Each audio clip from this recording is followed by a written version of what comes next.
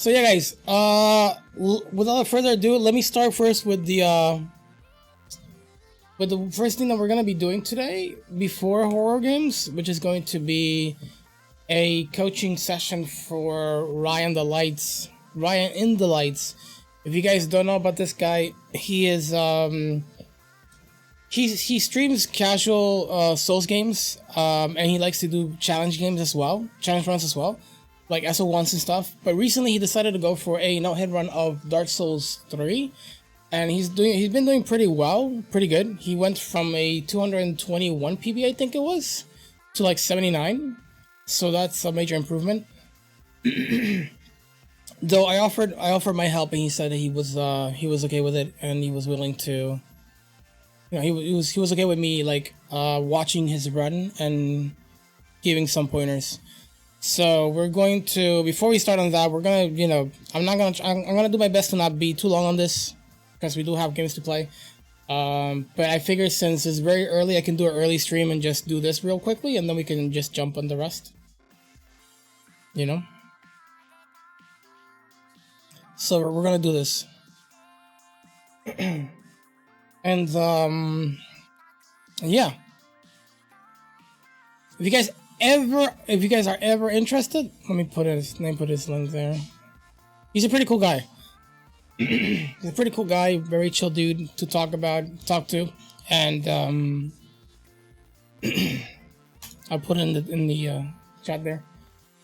If you guys want to see more of like Dark Souls and stuff, then make sure to give him a follow. He's a really cool guy to hang out with.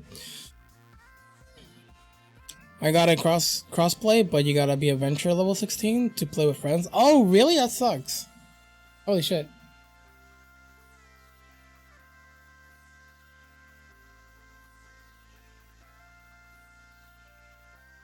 That kind of sucks.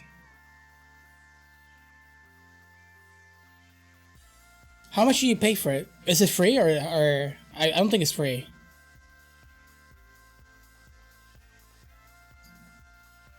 So yeah, guys, anybody here who's watching is looking forward to seeing me play scary games. I will be playing scary games around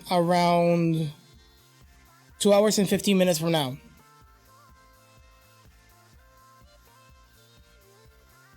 So I don't want to bamboozle you guys. If you guys don't want to see this, you can just do your stuff and then come back at 12 my time. It might be sooner than that. It might be a bit sooner than that, depending on how fast I go through this. But just so you guys know. It could be even like 1 hour and 50 minutes from now.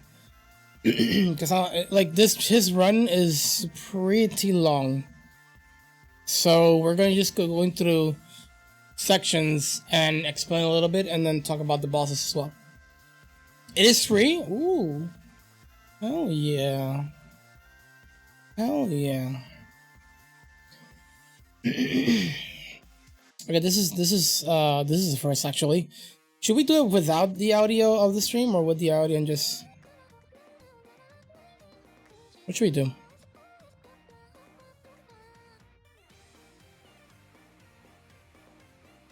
I'll send you a link link for it later on Discord. Oh, thank you. Yeah. That's a really good idea. Is it me or the quality is like this? Yeah, the quality is like that.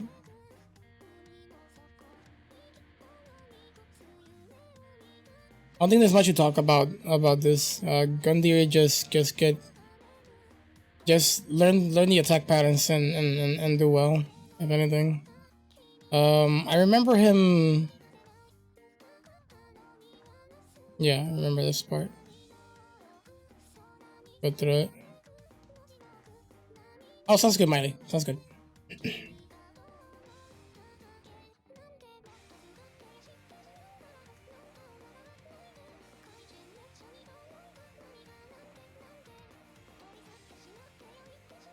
So yeah. So I asked Ryan what he wanted me to tackle, and I told him if it was okay. I do. If it was okay that I do routes first, and then bosses. But he wanted bosses, and then there's a section he wants me to check. So I guess we can do bosses, and then the other thing. But I do. Here's what I believe. I believe that always is better to have the route already like fully like set, so you don't have to depend. So you don't have to. So you can trust that all the routes like it's like well done, right? Because the routes are easier to perfect than bosses, just because there is in a way there's less RNG to deal with in the sense of like you're how to explain this. Like fighting a boss takes time, practice, and skill developing, right? But in a route, you can go from point A to point B just following a simple strat or a set strat, and you'll be fine. And so I always value fixing routes first, because that means I can just make save files and just focus on bosses, and I know that my routes will always be clean. So I always try to perfect routes first and then bosses, because I can just work on bosses later pretty easily, right? I think it's a bit more demoralizing to lose not only on bosses but on routes as well. And since routes are easier to fix, it feels really good to fix routes. It feels really good to be able to play the game and have the routes well set, right? Like no issues with them. So that's why routes are always my approach when learning around or learning a game. Is I focus on routes first and then on bosses. Once the routes is perfected, then it's just about practicing the bosses. And the way I see it is like if you have no issues with your routes anymore, where you don't get hit at all, it basically becomes a boss rush mode, right? Where you have downtime between bosses. Sometimes it's big downtime, sometimes it's very little downtime. But that's the way I see it, right? I try to make it so that the runs actually feel boss rush in a way. Right, and at the end of the day, that's how it is, right? Because you'll get the routes well done, and then you go into just focusing on bosses only, because the routes are have been thoroughly tested and stuff. But yeah, we'll work as we go through. I guess we could maybe do bosses first and then come back. Give me a second. Let me make sure which route, particular route is the one he was talking about.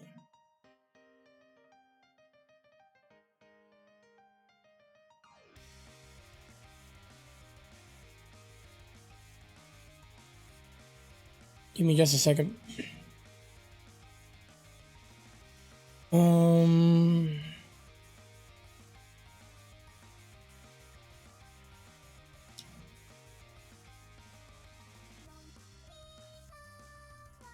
Okay, here it is. So he wants the route on Crucifixion roads. Crucifixion woods? Oh, okay. I know what he's talking about. So let me take the chat off. There we go. This will be better, just in case my chat speaks. So I think this is bread and butter kind of section. Everybody does it the same way. And there's like nothing too complex to like pay attention to. It's rather pretty simple.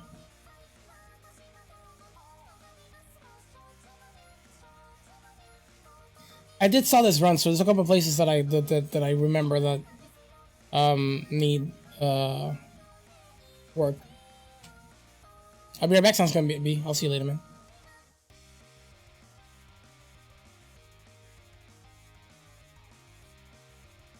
Yep. The normal. I never do this because that's pretty inconsistent. But my way of doing it is very, very slow. But it's 100% for me, so I don't have to worry about it. Let's see.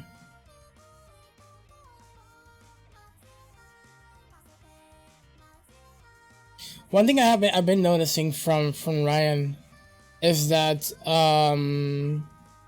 he gets caught up in animation a lot after dropping. I think you should mash. I think you should mash more the roll button, because getting stuck in that animation can be quite scary. Not a good, not good at all. Okay, here's the first part. Now he already I already know Ryan has a way of doing this.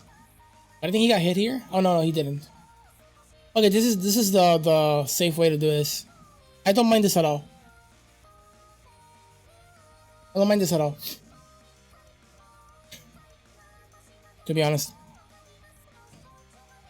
I think the only issue I got with this is coming is since you have to face this guy once, you should avoiding this guy. So also welcome back, Miley.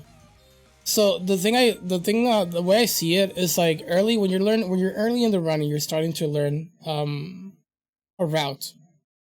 If it's not 100% that you will always avoid the enemy, there's no chance that he will actually face you. Then sure, go stick with the strat. But if there's a chance that the enemy will face you, starting a route to learn a route, I suggest you always you at least get acquaintance with the enemy, because leaving he didn't have to deal with him, but not coming back he has to. So if anything, he just reduces chances of actually getting hit, but he still needs to learn the enemy, right? So this night is not like a big deal, but if you don't know what you're doing, you can get caught. Exactly, right? So right there.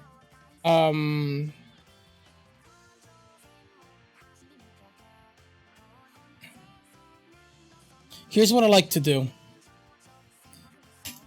Instead of running right side, I like to run left, because then I have space to work with. I'll let him chase me like in this line, and then I'll just dip straight to the right. Now this guy has 3 attacks he can initiate from, and 2 of them you can just avoid them by just running past them. And I think this is one of them, but the way he did it was like this. And so it's always I think if he would have faced the knight first and then made a right close to him, he would have been fine. But honestly, just safely roll there, right? Don't even think about it, right? But this is basically what I'm talking about, right? So you avoided him the first time, but since you haven't faced him as much, there's a chance you get hit. So I'd say get as much experience with the enemies that you're still bound to get hit with, you know, until you get I don't know, develop knowledge. That's what I would say. Develop knowledge. This is all when doing no hit runs is all about. Yeah, he could roll there exactly.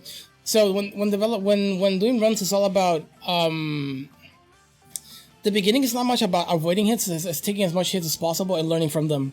The more you learn, the less likely you are to get hit later, right? I don't focus on avoiding hits. I never focus on avoiding hits on my first runs, right? I always focus on seeing like, hit me as much as you can, and I'll work from there. Because if I try to avoid hits, I'm just delaying the inevitable, which is like getting hit by other stuff, right? Let me see this fight. This is basically just the lack of knowledge. When he's so here's the thing. I like fighting board is always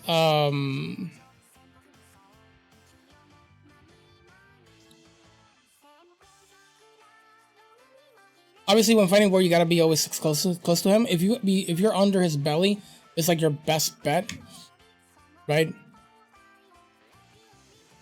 But Vord for me is a numbers game, right? And I have a tutorial on Vord on how I do this. And actually, the strat that I have on my tutorial is actually the strat I use for no hit runs. So, oh wait, give me a second, guys. I think I got somebody outside. Be right back.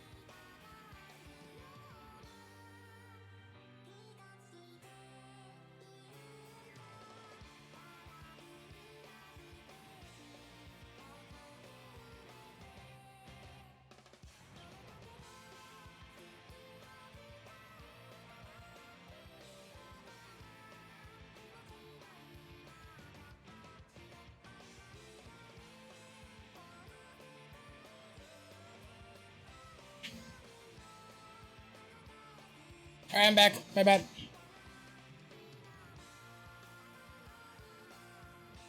Yo, what's up, Sans?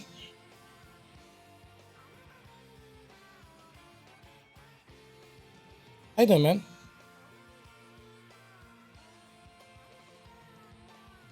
Thank you, Sans.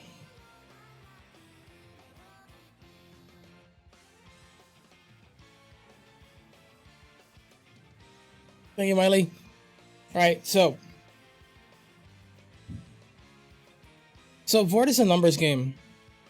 At least for me, right? So there's an X amount of hits that you should do before making him transition, and then as you making him transition, there's a set amount of hits you should do, and from there it's GG, right? So I have a tutorial on this. I will put it in the chat, guys. I'm gonna be linking stuff, but it's not for you guys to watch. It's actually for Ryan, because I'm gonna make a highlight of this, and I think this is gonna be a good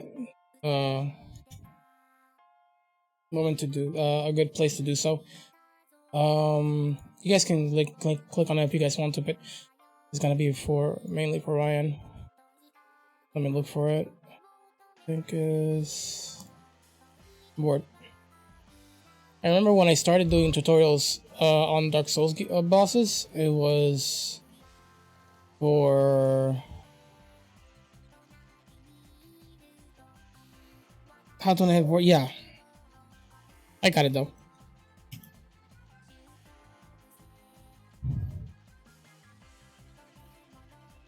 Oh, you did? Yeah, you got it before me. What the hell? All right, thank you, Miley. I wasn't even paying attention. I thought you were asking. Anyways, thank you there. Yeah, that was goddamn fast. Holy shit. So yeah, I think in that tutorial I explained both using either short sword or the broadsword. Don't quote me on this. I really don't remember quite well, but it's definitely a numbers game. And the way I fight Vord, there's two ways of fighting Vord. You can basically mindlessly attack him like how you're doing here, which is okay, but you gotta be mindful of his attacks, and it can be quite scary. I've done it in the past, and sometimes it works, sometimes it doesn't, and so I deemed it inconsistent. But if you do know what you're doing, then it can be completely consistent.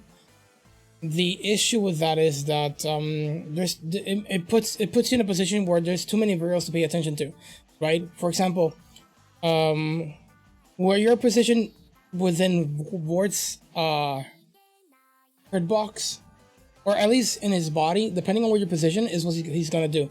If you're in front of him, he will dash away from you. He will backdash. If you are behind him like this, he is very likely to dash forward instead of doing backdash. And so it's very dependent on where you are. There's a chance that he'll backdash here, but in that position he could just move forward, right? Right here. Right, so he chose to backdash. So he chose to like look at you and then backdash and then go for the attack. There's moments where he will just run forward and then come back. So these are a lot of areas to pay attention to, and the problem is that at this stage of like what you're this stage of like your runs, it's better to have a more consistent strat than actually just doing all this. But if you want to go this route, then just, you know,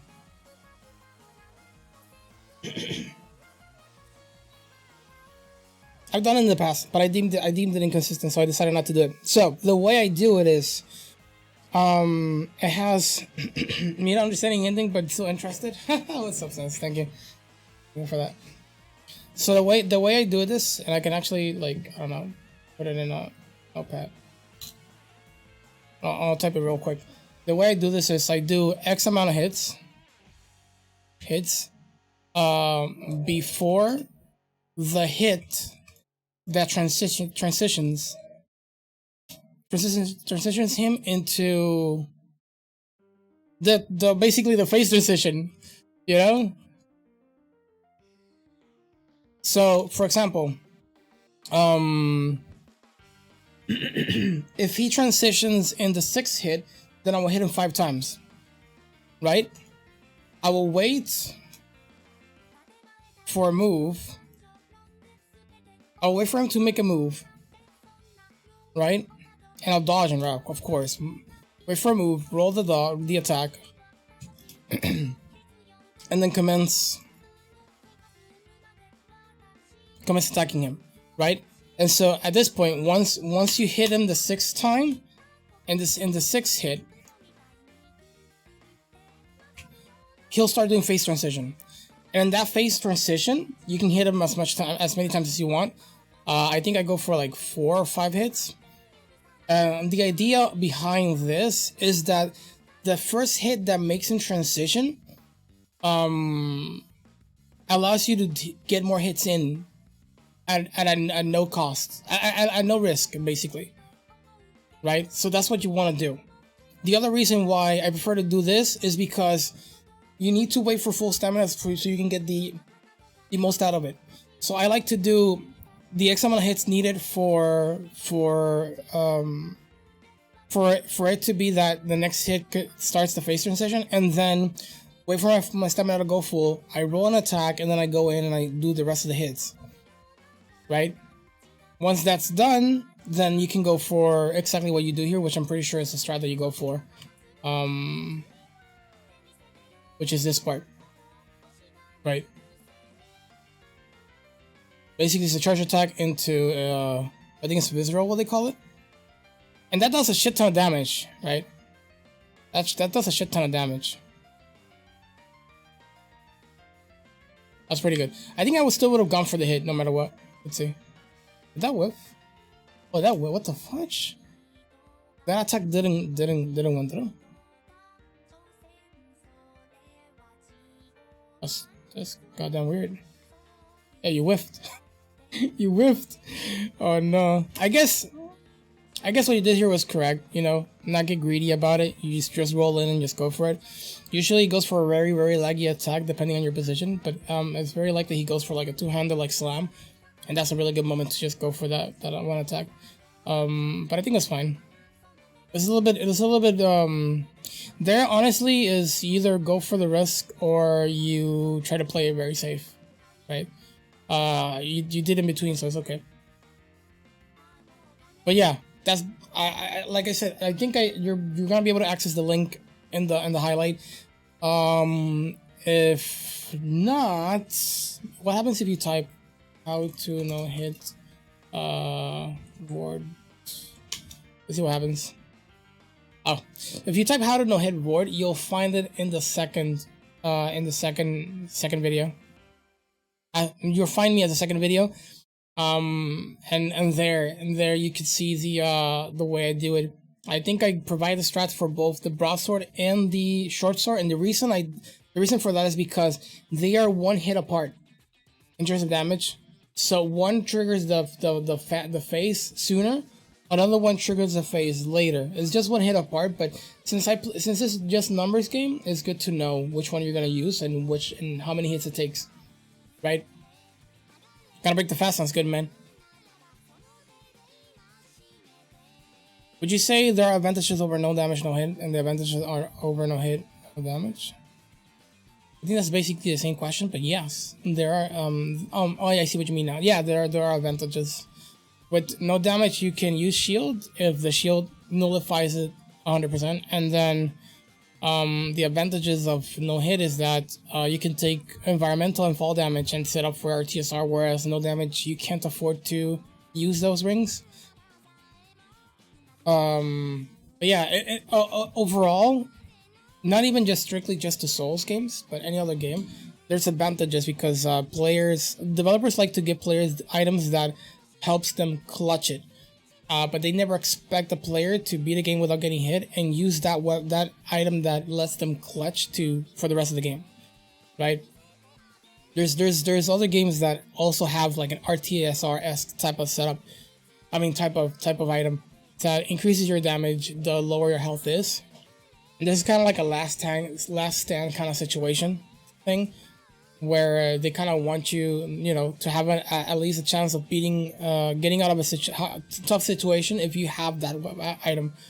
So yeah, there's advantages. In a way, they're both strict in a way, but it really depends on the game you're playing. Like platformers is easier no hit. then no damage runs, and then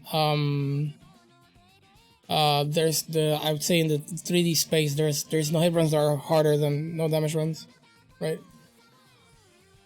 In a game that doesn't have like a setup like RTSR, then I think no hit runs tend to be harder. Yeah, I was using the Fury of the Fallen. Yep.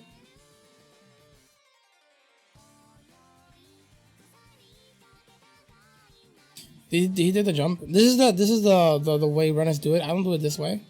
I do it the old way, but I think this is completely safe.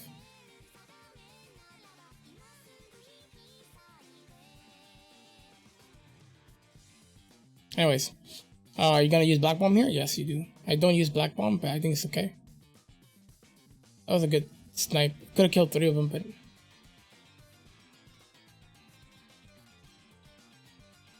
Ooh, he might get hit by the dog here? No. No, because the dog is busy. Good shit. Alright. Moving on. This is bread and butter stuff. I don't think we have to touch this. Right. Oh, I remember this section. Wait, hold on. Around here that I wanted to touch on.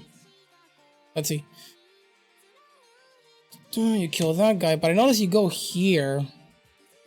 And I'm guessing you're baiting this. I don't know what you're baiting here. I'm guessing that you're trying to give yourself time. That was really risky. I wouldn't have done that. I guess you're giving yourself time for...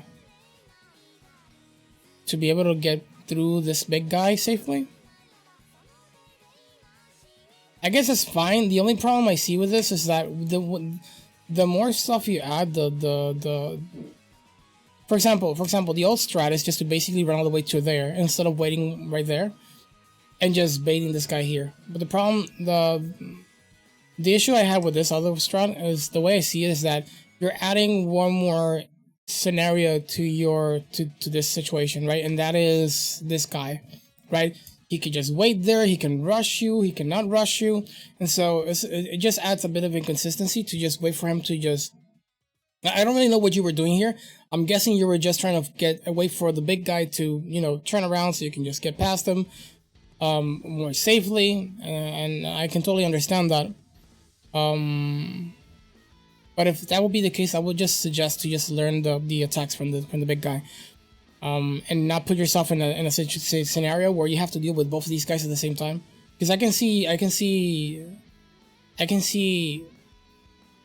you getting hit by this strat. I would just dip all the way to here and just make one of the guys like drop. I always done it this way, right? And not have the summon close to me and then having to deal with him, right? I like to dip. I like to dip all the way there. Anyways, moving on. I wanted to touch on that because that's something I actually noticed. Let's see here. That's a good summary of what you just did.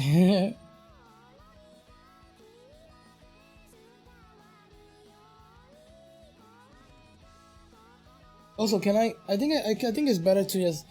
Hold on, change the song? Yeah, let me change the song. Let me put something more, Bats next, baby! Alright, prepare to sleep, guys. Prepare to go to sleep.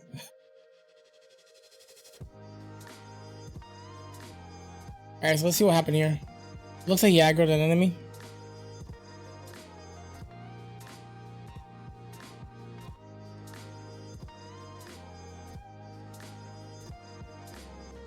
Why did you aggro her?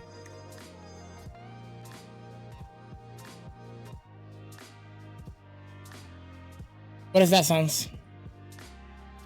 Oh, because you're probably late. Oh yeah. Yeah, in this area, there's some global enemies that move. There's some enemies that start moving as soon as you get to a certain point in the area in the world. And so I think what caused them to get this close. Actually, I'm pretty sure what caused them to get this close Ryan, was actually you waiting too long here, right? So have in mind that if you wait too long here, you're gonna have to deal with that group closer to you, right? And so when you're doing this, I don't suggest you rush it, but don't take too much time, right? And if you want to take your time, it's fine. Just be aware that you're gonna have to deal with this group being closer to the stairs, because that's where they actually stop. And so you end up with the situation where you got aggro by the enemy, and then they followed you, right? And now you gotta deal with this, right? I wouldn't have done this. I would have just played the stairs. I would have just be up here and wait for the enemy to do something. You have enough health to just drop the right side. Yeah. Would you like to see SMT that will hurt your soul? No. No, thank you. Oh wait, you're doing this. Oh, this is perfect, dude. Holy shit. Okay. But I saw some enemies throwing bombs at you. That sounds pretty scary, dude. I don't know. Yeah, that looks pretty scary. These are flammable barrels? Yeah. Anyways, good reset.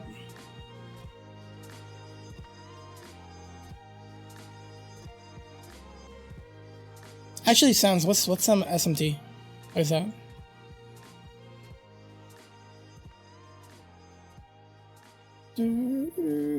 So you got this guy here. This is gonna happen often. You're gonna have enemies that any of the enemies on the group are gonna like stay there and just doing, you know. Best case scenario, you actually get this guy, one of these guys, right? If you get one of these guys, just drop, bait him to get close to you, and then just go for a roll and punish. Or you can just go for a bomb if you're confident about enough. I think a bomb should make him drop or something. I don't know, maybe not.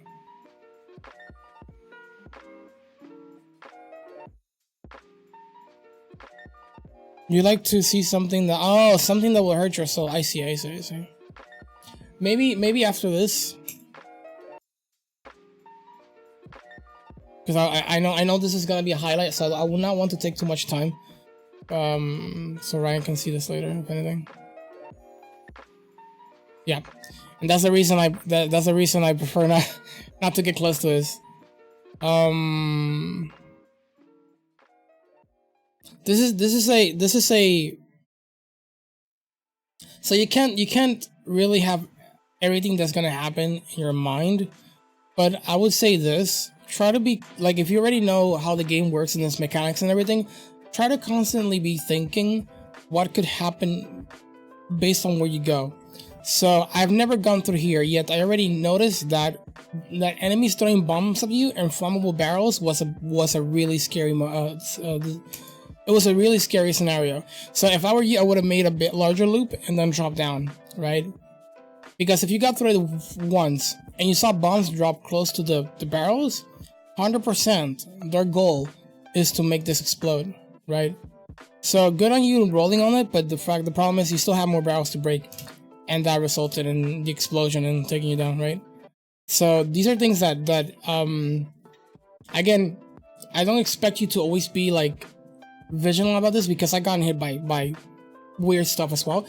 But I learned throughout my runs that expect the worst and always pay attention to your surroundings. So yeah.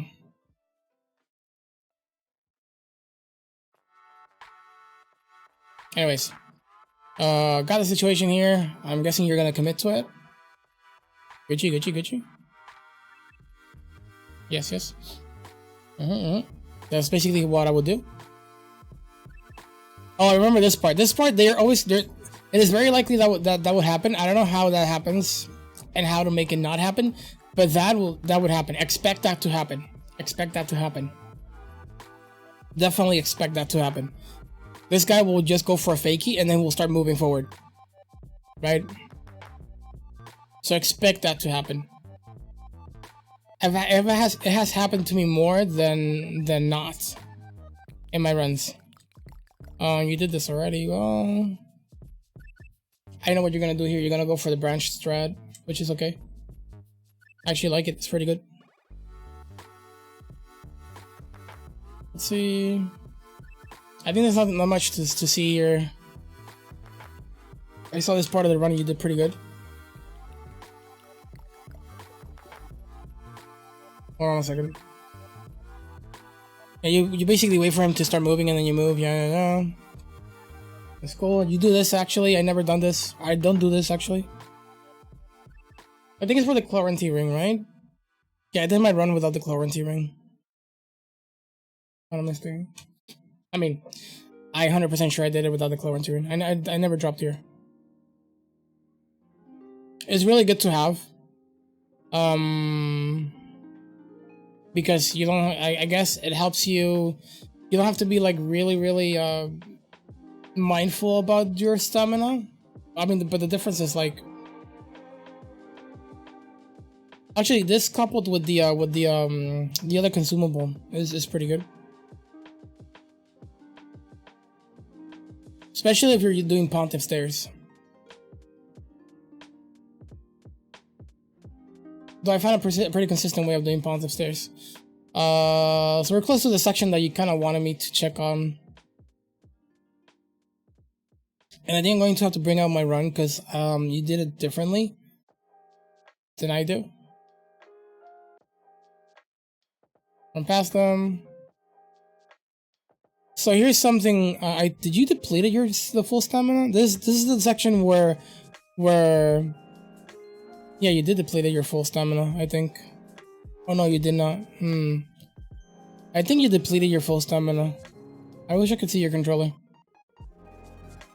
Because it looked like you depleted your full stamina. So one thing that you're gonna have to pay attention to, that probably you haven't been punished yet, if you are doing it this way. If you're not, then that's great. I don't really know. You tell me. But being very mindful of your stamina bar is very important. Right? This game will heavily punish you for doing mindless decisions.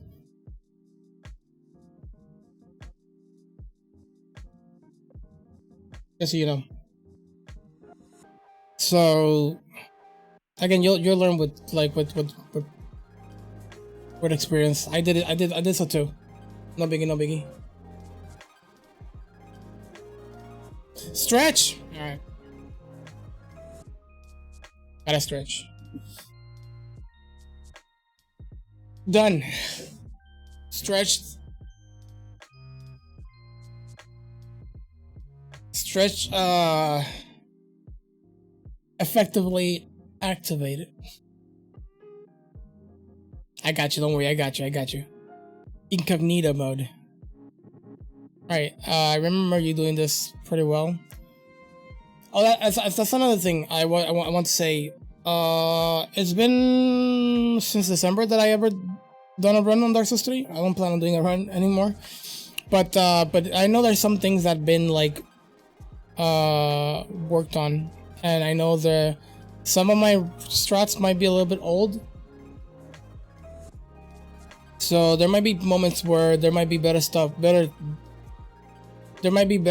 than mine. But I don't think it has changed that much, right? So I did saw this on stream, right here, and I wasn't sure what you wanted to do, or from who you're watching, like who's the one you're copying its route. Maybe there's a better way to do it, and your route is probably really good. I don't know how it is, but you choose to go left instead of right here. Right? So you pick the shard, and then you immediately go left. And so this part could be a bit scary depending on how you go through it, because there's a dog and there's the guy with the stick, the dude with the stick. So you stay close to the wall, but you somehow aggro the dodge. Let me see. Oh, because you went this side. Oh no. You went this side. Oh no. That's how you aggro the dog. Alright, my guy, I'll explain to you what happened here. So So the dog can aggro you depending on how far you are from the tree, which is I found this once. I noticed this once, and this got really scary. This is not that good. So first of all, you aggro these guys, right? I would say, I don't know what you wanted to do here, but I would say just walk, right? I don't know what you want to do, but I would just wait here till they're done moving forward. If anything, I don't know what you want to do. I don't know what you want to do. But the mistake here was getting far away from the tree, which is weird, dude. It's so weird. The doge can actually aggro you if you're a bit far away from the tree, which is pretty scary. I had it happen to me once. So basically, it's better to go around the tree on the left side than the right side, because then you got the scenario where the dog is actually on you, and it's scary. Right, you can't touch the bonfire now because the dog is, you know, is there. So, right.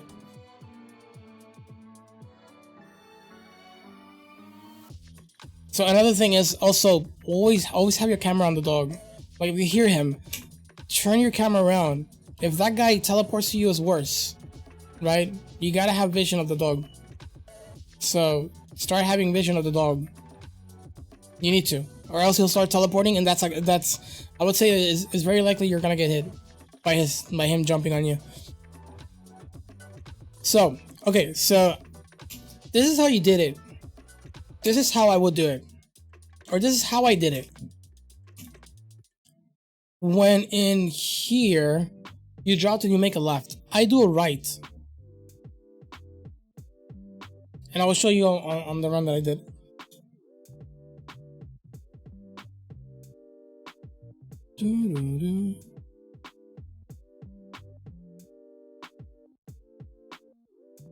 Here's a run.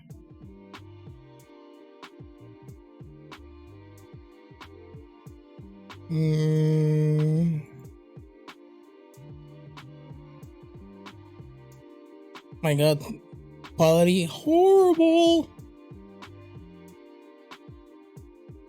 Okay. So here I drop and I make a right. I pick the shard and I make a right. Right? And at the sign of this tree, I make a left. I stick close to this tree and I make a straight line down here. Right? Get past this tree on my left. And then between these two trees, there is the shield. I know that you wanted to go for the shield, but the way you did it was pretty monk ass. Right? And then here is the issue that people have, is like, well, if you go through here, you're gonna get hit by the crab. What does the flask do? It increases your health. I mean, it regens your health. You get health back. Right? So I make a straight dip to the tree, and this crab, 100% of my runs, he has always missed. I have never gotten hit by this crab. I could jinx it for somebody, but in all of my 3.5 months of me doing this run, I have never gotten hit by the crab on all the runs that I've done. Right? And I don't know if he does it. You can hear him like smashing though. The bag. Right? He tried to attack me, but by the time he did it, I was already close to the tree. Right? Fine. So I got this in the get the shield and then make a straight line towards here. Just dip there, right? Bag. And then he misses around here, right? So to recap this section, right? Drop here, get the shard, go to this area here. On this tree, stay to the left, and then keep going straight down. I mean, stay to the left of the tree and then get past to this tree, and then you'll see the shield between these two, right? Grab that, make a straight dip into the other tree, like around this distance, right there, and then when he's smashed, just start circling around the tree, and then, you know, make a straight dip here, and you'll be fine. I try to go here a little bit because there's another one of the crab coming, but like I said, I've never gotten hit by both of them, any of them, to be honest. You're Gucci. At least in my experience, you're Gucci, right? So yeah. Moving on.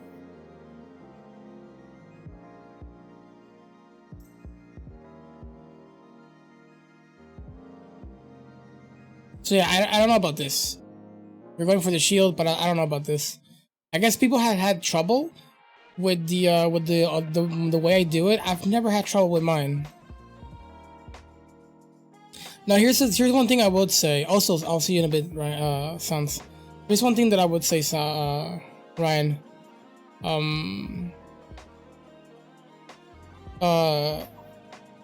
This kind of game will punish you if you're not consistent on your movement. So I can see how people get hit, even doing the same route, but it's because you gotta be a little bit more strict about your movement, right? You gotta be more consistent. Just make sure to do exactly what works and do it exactly how you did it before. Deviate too much and will just make you have inconsistent stuff. I remember talking to somebody about this, and the person couldn't understand, like, how is it that a game like this requires you to have like micro decision making. I kid you not when I tell this, and I tell this to everybody. If you want to have a consistent run and you don't have vast knowledge, like for example Gino, micro decision making is important.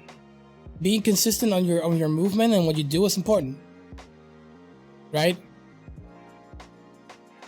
And yeah, that's pretty much, guys. I don't know. I would say try my route. Try my route the way I do it, and try to be more try to do it the way I do it in terms of like the movement. Not deviate too much from it. Be a little bit more strict, and you should be able to like, you know, not have this kind of scenarios where the crab is literally behind you. That's even more scarier. I've never had a crab this close to me. Never had a crab this close to me.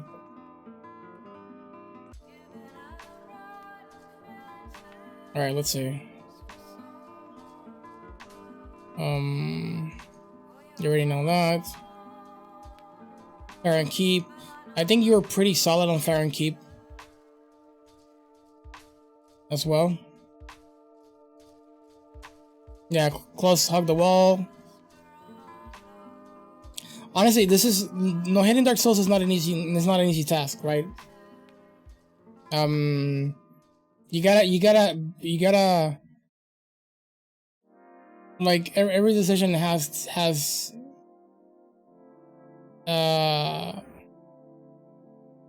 if not done right, it could have these consequences. So like for example in this area here, like doing this too far away from this will aggro the guy on the left side. So you know, it's always important to be mindful of like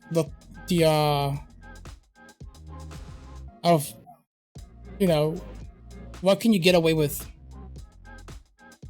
and what can you not get away with. So you pick this up, you wait for him to just go away, you make a drop, and then that's pretty interesting. I've seen this in the past. People, instead of like waiting up, waits down there. I just straight down just drop and then grab it and just continue. But I think that could be safer. I think that's probably safer, which is pretty cool. Let's see. You do grab this. I never grabbed this. Bonfire. Do you do skull? That's what you do. You probably don't waste skull because you don't have many. Or you do. Okay. Oof.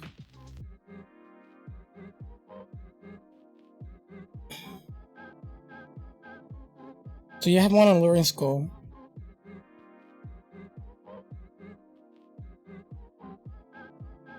I don't think you have to be like, you don't have to do this. You shouldn't be able to aggro him, but it's fine. There's nothing wrong with being safe, to be honest.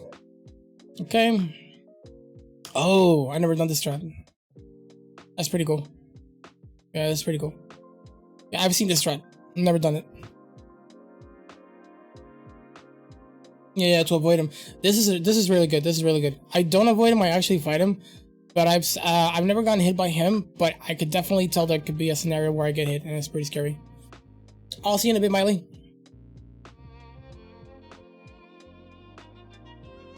All right, moving on, moving on. What do you do here?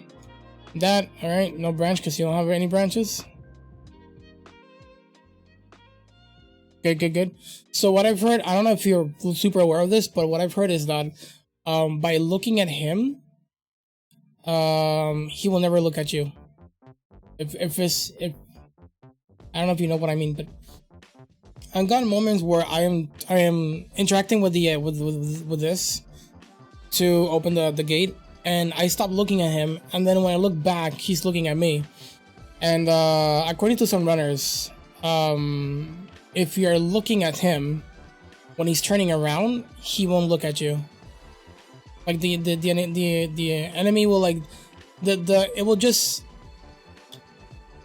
like apparently he can either turn when he's close to this area, when he's about to turn, he can either turn counterclockwise or clockwise. So based on if you're looking at him or not, it can kind of influence where he looks, like how he turns. So non-tested, I haven't tested it, but I do trust the guy who said it, because he's never gotten hit by it more. He's never aggroed the enemy doing the same strat. So I think it's a good source. He's a good source. So yeah, looking at him is really important. From here, you don't have to look at him anymore.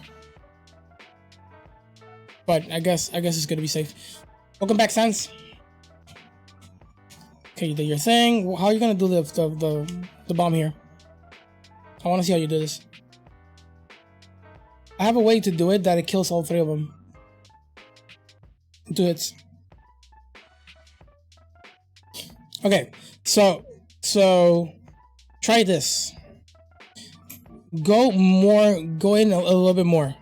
Don't do it here, because if you throw it here, the radius of the bomb is not gonna hit the 4-1, right? If you do it from here, the radius of the bomb is not gonna hit him. I like to go all the way here, where I'm aligned with him in the middle, but you don't have to be that. You don't have to go that far. You can probably go like to the edge of the terrain here, of the dirt, and then throw the bomb there, and then the bomb should be able to hit all three of them. And with 2 bombs, you should be clear, right? You have too many bombs to like really be this strict about it, but I mean, like, you know, if you want to save some bombs, you can do so. At least for my runs, I only buy 5 bombs, so I do have to play a bit strict in this part. Love the help sessions. Thank you, dude. I think it's a pretty cool thing. Hopefully, I can do more of these for many more people. I think this will be a good idea for people to just get into the Souls no hits, or any game in general, as long as I know about the game and the run. So here you don't hit 3 of them, but when you move a little bit to the left, look what happens. Boom, you hit 3 of them, right? So that's what I mean by being more towards this side. The bomb will be able to hit all 3 of them, which is saves you 1 bomb. You know, you'll kill them in 2 hits, in 2 bombs. You know, I think it's really good to have that in mind. Okay. Bread and butter. Nothing to take off difficult here. Boom.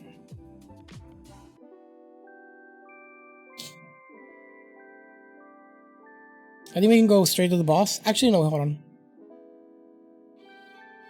Whether do you go through the whole thing or your sections? I go through the whole thing, but there's areas where I know he's actually pretty decent at. Not decent. He's pretty good at, so I don't have to touch it.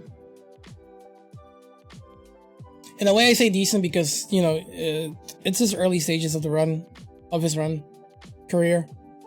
Basically, I was decent at this. Actually, I wasn't even as decent as I think, I don't know, as he is. He actually shaved his PB from 211 to 79, which is really cool. That's a lot of hits shaved down, you know. But it's depending on what the person wants on. I can either do sections or bosses, or I can do both. So we're doing both. He wants me to tackle the bosses, but I'll do both for him. Let's get past this. Let's check the route leading up to Abyss Watchers and the fight itself.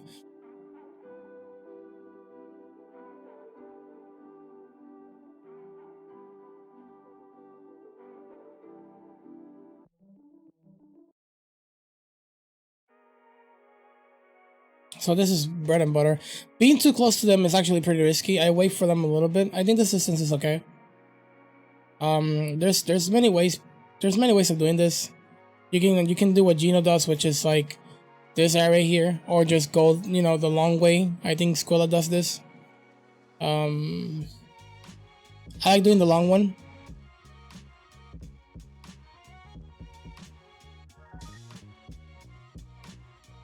That's a new one. That's definitely a new one. I never seen that. That's really good. It's really good. I like that. Never seen that. That's pretty new. So you can run here, no problems, as long as you're making sure where you're stepping. And I think you're a little bit to the right, but it might not matter. I like getting past this rock on the right side and touching the branch right here. Right, this branch right here. Getting close to that one. You can run there. I think you won't aggro anybody. I like to walk just in case, but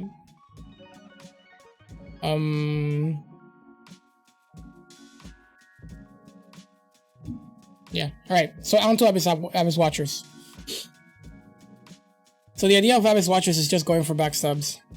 Just like so. So before we start, this is what I would do. I'll tell you what we're doing. We'll talk on how you're doing it, and if it's good, it's good. If it's bad, it's bad. The way I play Abyss Watchers is that initial backstab if you can, and then go for extra damage. I think the second backstab, or actually the extra damage you do after the backstab, will trigger the first copy to come up, and then if you do a little bit more damage, the second one will come up. It's a bit RNG what you will get from this guy, and depending on what this guy does, he will allow you to actually get more damage in or less damage in. So I wouldn't worry as much. Get the first backstab, do some damage, and then let the copy come up if you want to. If you want to spawn them both, I would say do a backstab and then bait another backstab, right? If you get two successful backstab before before the copy starts to stand up, then you can go for extra damage and you'll have both copies up, which is a better scenario because then this guy is on low health, or at least half health, and you have a chance that the fight will end up quickly. But don't make that your main focus. I would just say, you know, go for the backstab and extra damage if you want to, and just, you know, take it and just run away. But this what you did here is actually pretty good. I'm not a big fan of this though. It's pretty good, but there's an attack he can go for. I guess I guess you can probably shimmy it or just roll out of it. There's an attack he does, which is a quick one. And he does it with his offhand, but I think it's fine.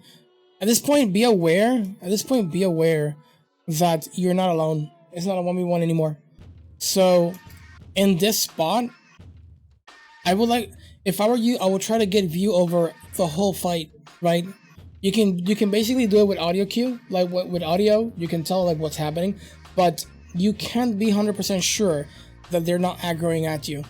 So if I were you, after this, I will dip all the way to the other corner of the stage, get visual, or not dip, but at least work my way out, right? And then bait this guy to chase me, so I can get visual what's happening. Because if you stick here, you have a chance that these guys won't aggro each other and they will fight you, or one of them might reach you before the other one actually, you know, gets to him. So this is really risky staying here for too long. I would say you do this, but don't hesitate too much. You took too long, I would say, right? This is pretty good.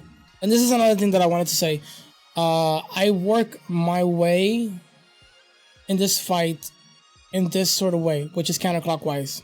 Like if you see it from the moment you enter the stage, counterclockwise. Like I like to go around the stage counterclockwise, right? It's pretty good what you're doing. Get vision of that. See what's happening. You know, be patient about this. This fight's be patient about it. Don't rush it. Don't try to go for anything. You know.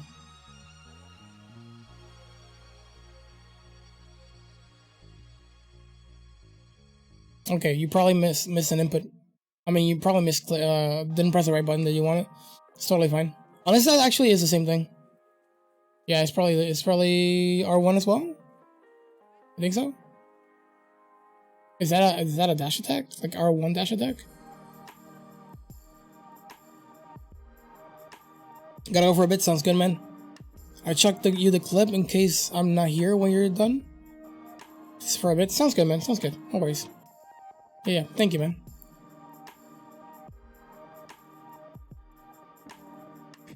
All right. So let's see. That's fine. You probably wanted to rush it all the way to get the backstop, but you pressed the button while you were running. It's okay. Just make sure to just let go of the run button when you're about to go for the backstop, or you won't get it. I think the guy is getting back up, so yeah, this is a mistake. So isn't the guy getting up? Oh, he is getting up. Oh, look at that. Look at that. So there's many reasons why I oh my god. Okay, so here's the thing. Don't focus on doing damage. Don't focus on being greedy and trying to get as much damage into the boss as you can. Remember that the main goal for you is not to get hit, not to deal damage, right? The main goal is for you to not get hit. It is not for you to deal damage. Deal damage is secondary. See it that way. If you see dealing damage as your primary, you will often look to trade, then get a clean hit and just dip away. That will happen because your focus is in dealing damage to get the fight over, right? This is not a hit run, so you can take your time. So that's the first thing, right? Don't focus on when you can get hits. Focus on like where can you be. What position can you be where you can actually get a good hit in without the exchange of potentially getting hit, right? So avoid risky situations is a good one, and then be mindful of what's around you, right? Develop develop a timer in your mind of like when this guy should appear, because you got this guy here, right? So I don't know if you notice him or not. But as soon as this guy's getting back up, you should immediately look to be in a better spot, in a better position. Immediately. You should immediately look to be in a better position. Like I said, a lot of this stuff that I say is for like runners like us or like new runners, right? There's always the comment that's gonna go like, well, unless you're Gino or whatever. The exception is those players who are really good at their craft. They can just, they become the exception to this rule because they know what they can do when they cannot do due to so much experience. But that's besides the case. Here, I would look to be in a better position. If this guy is coming back up and you got two guys chasing on you, I would never go for an attack here, right? This will be a great opportunity to make these two guys meet with this guy and see what you can play off there, right? So here, no bueno for go for this. Number one, you're close to this guy. Being mindful, the guy you're giving your back to a guy who recently spawned in, and you're looking to punish this guy based on this guy's distance, I guess. But as soon as you see this guy running at you, immediately dip out. If anything, right? Going for this is not good. Now the attempt was good. All right, the attempt. If you would have gotten it, then you would have not gotten hit. But this is the reason why you shouldn't do these kind of make these kind of decisions, right? Right. What if it doesn't happen? Right. You're risking a hit for a bit of damage that you can get later. Right. It's not like a scenario where either he dies or you dies, and you do insane amount of damage, right? So this is a spot you should have been in the first place, and not over there. And then from here you play it out, right?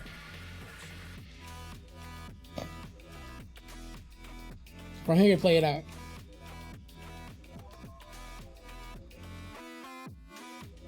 Again, you're getting iframes, which is okay, but I prefer not to do that because you can get unlucky, and then one of his attacks will get to you, right? That's a scary attack to actually have to deal with. So I wouldn't go for that. Right, I will just wait for one of them to just start staring at you while the other one rushes you. Like this scenario right here. You got this guy staring at you, just walking. And then you got this guy dashing at you. And this is a good moment to go for an attack. Boom. Right, and then dip out. That was a missed time. You should have. I guess you could just gotta get used to the attacks. You should have waited a little bit more and then dodged later. But you rolled too early. It's okay. When it comes to attacks, it's just about getting used to it. It's okay. Right. The other thing is, like, let me see. I guess this guy was going up. You could have made a better decision and go like, oh wait, this guy's getting up. I should just not like dip. Right. Also, if you know that he is like one hit away, then instead of going for a backstab, you can definitely just go for, you know, L2. L2 kills him, right? Easily. And that way you don't it's not a very committal kind of move where the next situation you're gonna have to deal with this guy, right? But it's completely fine. And if anything, know the attack patterns and know the timings for rolls. But yeah, the idea of this whole fight is the rotation has to be counterclockwise in the stage. It could be clockwise, but I found way more success counterclockwise in my opinion. I mean, in my experience, I think it could be potentially be subjective. To be honest, it could completely be subjective. But the reason I like to do it counterclockwise is because the side they're wielding the weapon. I feel like it's more easier to deal with their attacks when you're doing it counterclockwise than there is to clockwise, right? Because they're holding the weapon on the right side. But I could be completely wrong. Right? So take that with a grain of salt, I guess is the way they say it. Here, just wait it out. This should end up quickly if this guy doesn't get juggled. Boom, there we go.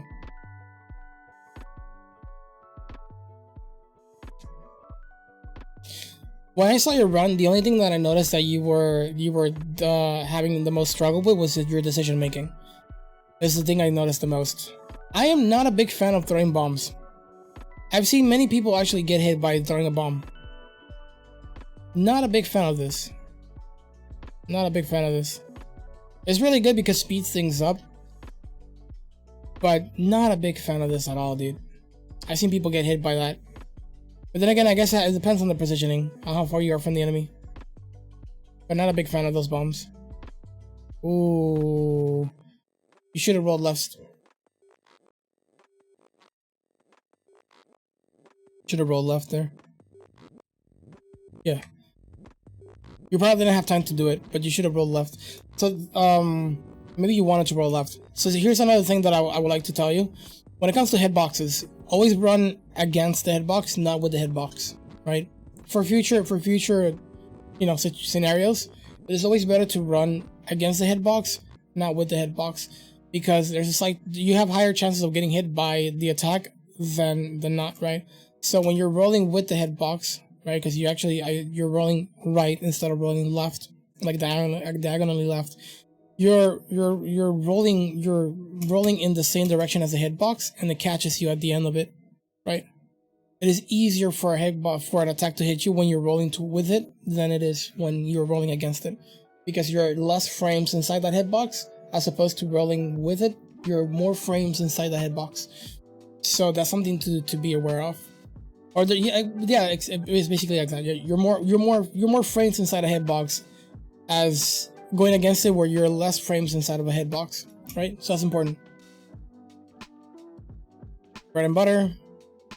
I play this guy the same way, counterclockwise. I never punish this, but this is a really good punish, I guess. I've seen people do it. If you're confident about this fight, go for it. No biggie.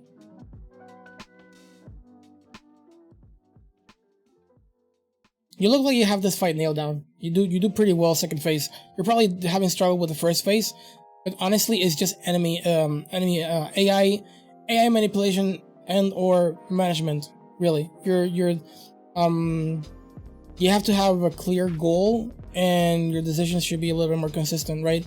Like for example,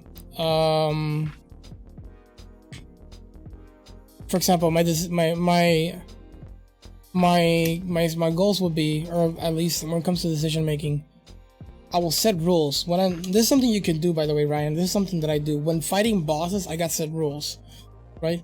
So for Abyss Watchers, always do counter clockwise rotation, right? That's rule number 1. Rule number 2. Don't backstab unless the other enemy is idle, right? Or very far, like very far, right? That's rule number 2. Rule number 3. Have all the enemies in the in vision, right? These are things that I will have in my mind, right? Always do counterclockwise rotation. Don't backstab unless the other enemy is idle, or these are things that if you follow them, you should. And not just this, instead you developing your own rules. If you follow them to the T, you have less chance of getting hit. Right? It's always about how. For me, it's like how fast can I get a run, and so for that I need to make rules and make decisions that are consistent. Consistency is key, right? Unless you're like a god runner and you have extremely cool, like really good skills, and you can do everything really, really quick. You can learn things really, really fast. I'm not one of those, so I focus on lower skill ceiling. That's where I lie. But basically, this is actually things I use, right? Have all enemies in vision. When fighting these guys, I only backstab when it's very safe to do so. If not, I rely on red to do the damage, and then if I could go into a 1v1, if I can aggro one of them, then it's really good. A good scenario is where there is red fighting one of them, and then you're fighting the other one. So that means red has higher chances of actually doing more damage, right? Instead of getting banged by both of them. So if you could do that, Gucci. You got fire bombs. You want to go for fire bombs? Maybe to just aggro one of them is a little bit risky, but maybe you can try that if you want to. I've seen people do it. Find ways to aggro the one of the enemies towards you. It's a good idea. It's not a bad idea. They switch aggro pretty easily. Let's see. But these 3 are pretty important. Make sure that backstabs are always safe and you don't have any sort of like enemies going against you. If you want to go for risk and go a backstab while an enemy's attacking you, you can go for it. You got iframes, but be mindful that you're gonna have to like once that's done, you have a chance of getting hit, so you better make that roll be good, right? Or else you'll get hit. And you won't see as you lower your PB, you'll see how much more detrimental it is to actually be more consistent on your decision making and your rolls, because at around 10 PB or less, you'll start getting hit by a lot of stuff, and it will just be annoying for you. You'll just get annoyed by all the hits that you can get. So if you fix it sooner, the sooner you fix this, the better, right? I try to always have rules for each bosses. So this is a way, right? Let's see. So yeah, going for this is not always the best. But in this situation, you just made a bad roll. Let's see. So yeah, recap. Counterclockwise rotation, only backstab when you're free of it. Try to see if you can actually get if there's red and 2 more. Try to always find a way to like aggro one of them, so it's always a 1v1 scenario between you and the other enemy, and then red and the other copy or the original one. That's an ideal scenario. Also an ideal scenario is always when red is alive and he's actually kicking it. That's about it. If the enemy is low HP and you're 100% sure it's low HP, it is probably better to just go for an attack than a backstab, unless you're in a very dire situation, and a backstab will save you because of the iframes, right? Because that could be a clutch play. But if not, then just you can safely go for an L2 and move on. right?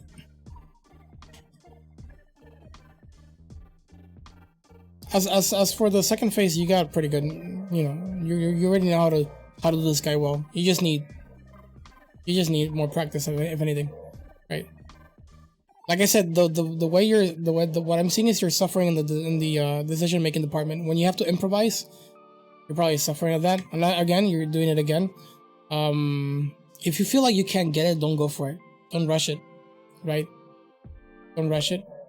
You're running here. Don't rush it, because then you end up doing that, right?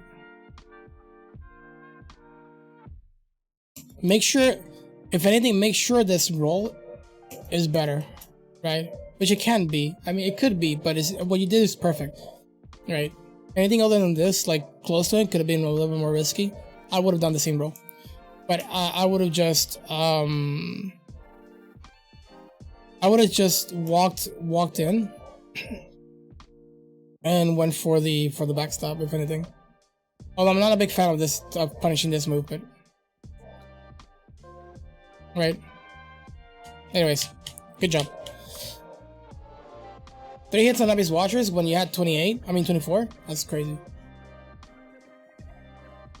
I think that's a huge improvement. You should be happy about it. Let's see, Catacombs.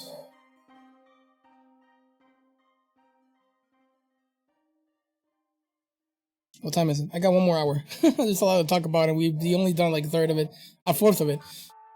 All right, let's steam through all this. This. I've seen you do this. You did it right. Yeah, I've seen you do this. You did it right. You actually play it more safe than I do, and I think it's good. Do you go under this guy? You go to the right? Okay. Yeah, sure. Oh, you don't get that one. Huh. This is scary. Oh, I saw this. Okay, so this here, I don't do this. I did it once, got hit. I was like, no, never do this. Doing this again. This is scary.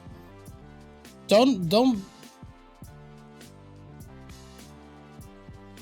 I wouldn't risk it if I were you. If I hear those footsteps, I make him walk all the way here and I finish him. I wouldn't go for that. Try not to put yourself in a scenario where it's always possible for you to get hit. Limit those chances as much as you can.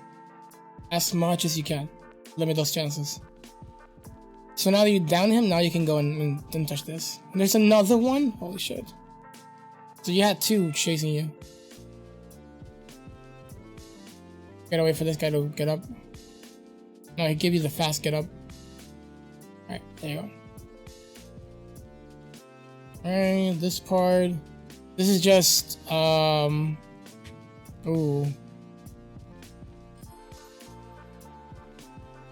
I do not know the strat you do for this.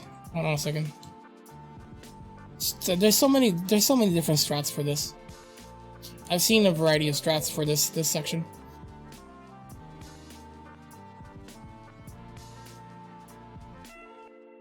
Mistiming, if anything.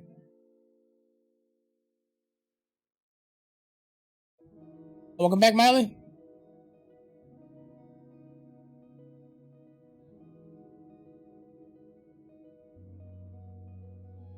If you're going all the way here, don't you pick any chunks or anything? You probably do. Oh, this is another thing. Okay, so you're gonna have to practice this section. Definitely gonna have to practice this section. You're making a decision, probably based off nothing, I guess. I don't know. Let me see. Let's see. You probably are. Let me see. Okay. 1, 2, 3. Okay. First of all, you're pretty far away from this.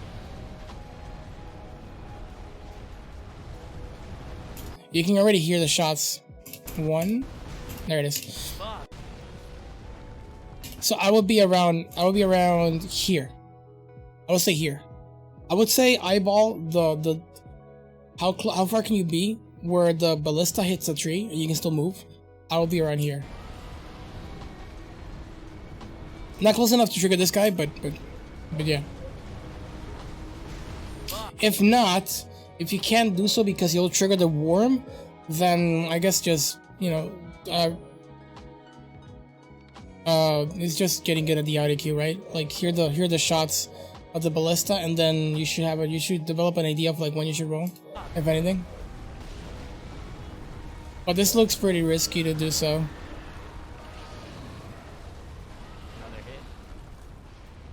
It's okay though. You probably have a strat. You probably have a strategy. You just need to perfect it. No biggies. No biggies. I wouldn't do it because I wouldn't do this because it's just you have to rely on audio cue, and then when this worm is coming out, sometimes you can miss it. Anyways, you got all this done.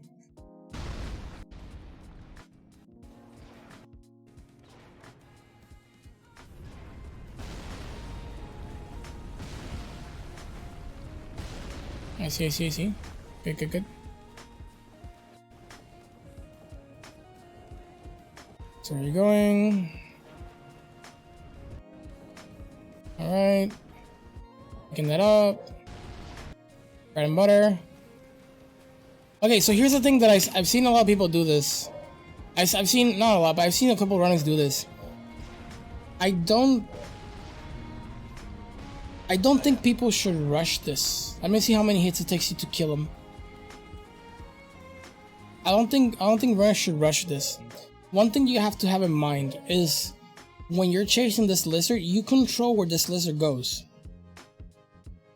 Right? If you're on his right side, he will go left. If you're on his left side, he will go right. You control where this lizard goes. He doesn't get to choose where he wants to go. He'll just run away from you in a straight line. Right? It's just you being point A and him being point B. He'll just run away from you. Right? So if you choose to go left, he will go to the wall. If you go right, he will go to the left wall. If you maintain him centered, if you stay in the center, he will keep moving forward until he wants to like dip out. And at that moment, you can punish him. I like to run towards him and then I'll just walk because my walking speed is probably faster than his. And I'll just wait for him to start going for the prayer things and I'll just do damage. And if he starts running again, I'll just control his movement, right? I'll control where he goes. Right? If he starts running and I want him in the center of this next room, I'll just move a little bit to the right and he'll eventually stop. I have no rush in him leaving. I could just wait for him forever, right? So by you being left here, look what you're doing. You're making him go to the right. By you being on this side, you're making him go to the right. If I were you, I would stay center with the lizard and make the lizard go center. Because now you have this, right? You're forcing him to go to the wall, which is not a good idea. And now that you're a little bit here, look, that's very like really small.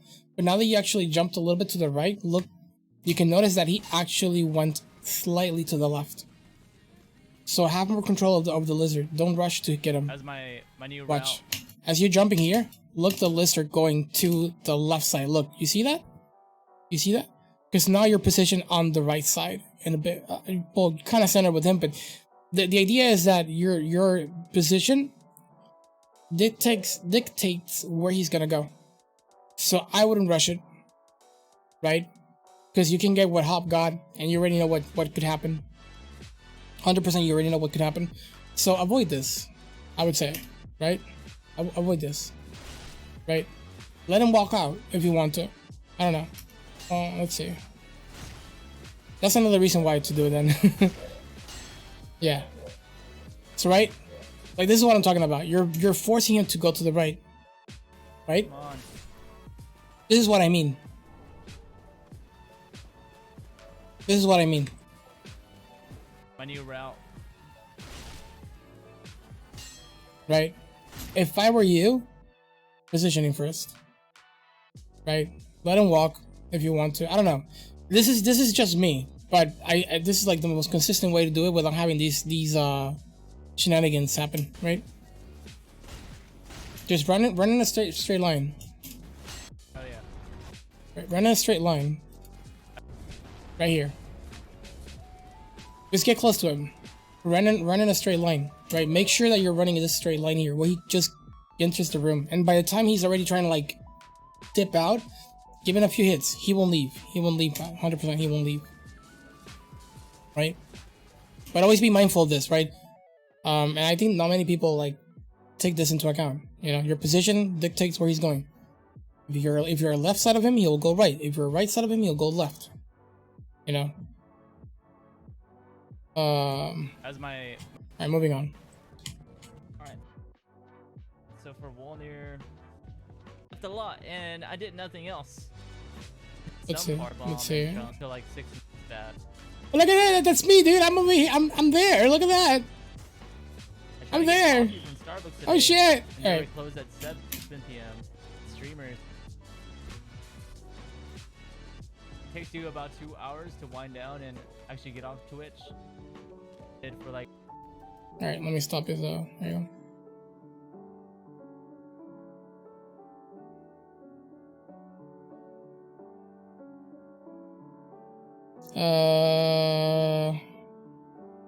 Paragon is about to do Vonia. Are they mighty? Isn't that a German word? Volnir is WOLNIR.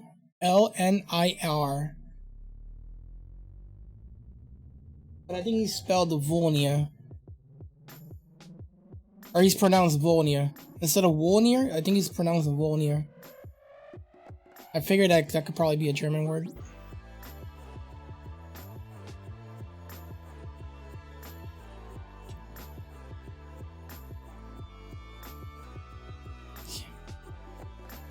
You don't think so? Okay.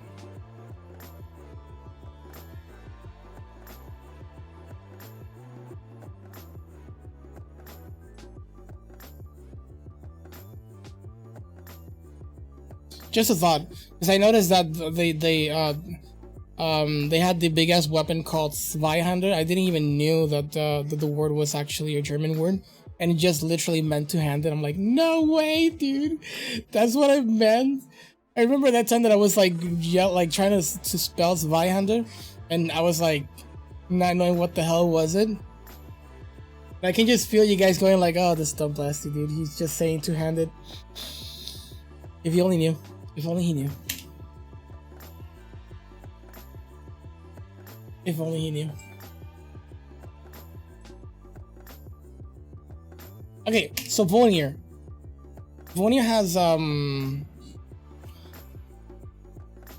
there's two decisions you can do. You can actually go left or right. I think this could potentially be subjective, but the way I do it feels like a really easy way to do it. I think starting on the right is your best bet. And I know you start on your right side, but I've seen people who start on the left. And I do not know how I completely feel about that. I think I should just dive in and get the strat done so I can see like how much easier it is. Because I think the way people see it is like, if you get rid of the left hand, the right hand is easier to get to. But the problem is that you have to get rid of the left hand. Whereas with the right hand, the first bracelet is pretty easy to get to. And if you do it right, you get the second and the third bracelet for free. For free.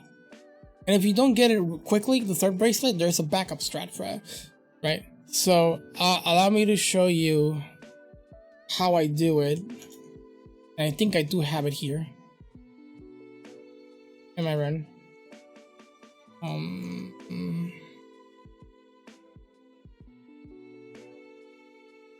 Where is Vonia? Oh, before this.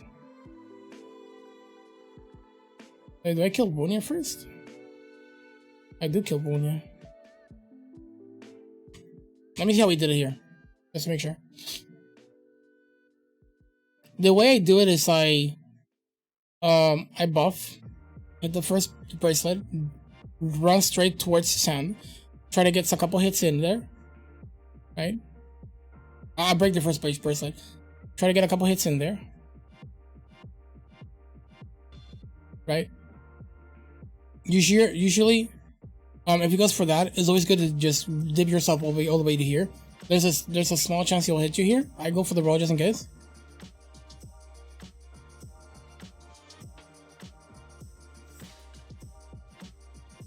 To break up, that this points to Wolnir crushing the crowns of the other lords. Oh, really? Huh. That's interesting. It actually goes is read from Hebrew. I see. Interesting. Oh, sounds good, Miley. So here I'm taking my time. Positioning, the position you want to be in is in front of Volnir, right? That attack won't hit if you're around this rock, a little bit lower to the rock, right? Like I was. Like this rock right here. If you're around here, the hand won't hit you. That's a good visual cue to watch. And this is key what I'm doing here, right? I take the bracelet down, boom, boom, boom, and it's over, right? He probably is like one hit away. Boom. That's about it, right? The way to know is like if he's like down like this, you know that he still has 1 HP left. So, you know, it's a case that you might find because I try to make sure that every single hit goes to the bracelet. So it's a chance. It's basically that fact that I'm not trying to get hits in there and missing. I do miss some of my runs though. It's not like I'm good at it, but yeah. So I'll explain a little bit what happened here. This is the way I do this. I break the first bracelet and then I dip here. Now what I want to do here is I want to make sure that my stamina is full. So if you see me doing here, I don't go for multiple hits at the same time. You see me here hit, wait, and then hit again. You see that? Because I'm waiting for the full stamina to regen. You don't have to do this if you don't want to, but the reason I do this is so I have enough stamina to dip right here, and then have enough stamina to go for 3 hits. 2, 3, and I still have enough stamina to roll if I need to, run away if I need to, run towards him if I need to, right? So it's a bit of a stamina management, if anything. You won't have to worry as much if you actually connect those 3 hits. But what I like to do here is, you know, hit, wait for the stamina to fully regen, and then hit again, right? And that way I'm just using only a bit of stamina. Instead of being like 50% left of stamina, I only have this. And then from here, I walked a little bit, and when it's about to fully regen, I start running, right? 3 hits here, and it will leave me around a little bit of stamina. If you're without stamina, it's completely fine as long as you hit those 3. If you don't hit those 3 and you do not break the bracelet, do not worry. There's a way to this is the way to, you know, come back from it. And I can show it to you from your run because you did it. You kind of had that scenario, right? I will dip already. I will be already dipping in towards him, right? Giving him the space means he's gonna crawl at you. Right? You're asking him to crawl towards you.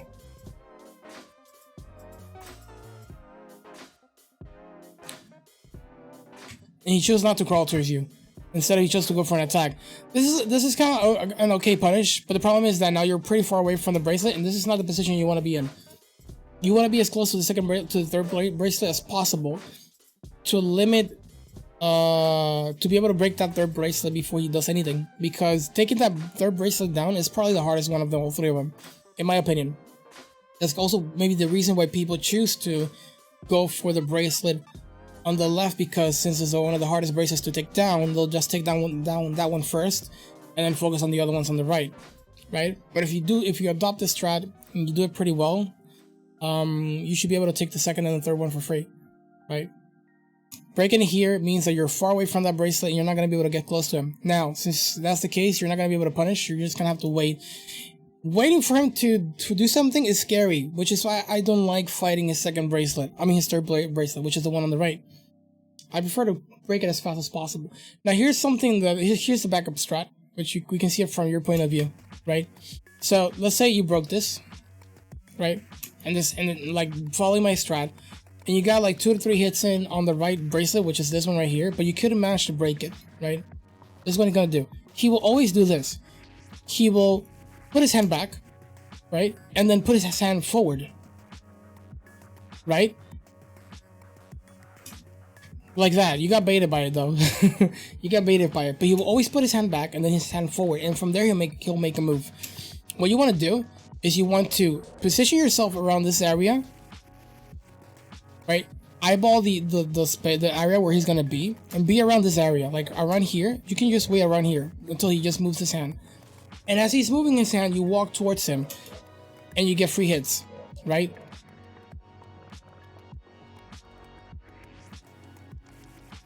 right? So pay attention to that.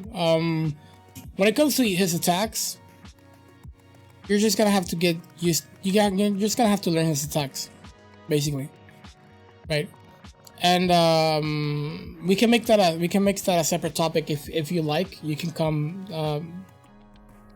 You can just hit me up and we can talk about it. I wouldn't say I'm the most knowledgeable in Volnir, but I've been able to fight Volnir and play comfortably around him for a good amount of time before killing him. So, because I wanted to test a couple stuff, so I think my knowledge over his attacks should prove somewhat useful to you. Although a bit rusty, if anything, but but yeah, basically that. Right? Let me see this again. Once he kills you and you have to go back, he is very likely to go for the crawl attack, which is why I suggest you to just wait for him to just do this thing. If you move towards him, you have a chance to get a hit, which is bad. Right?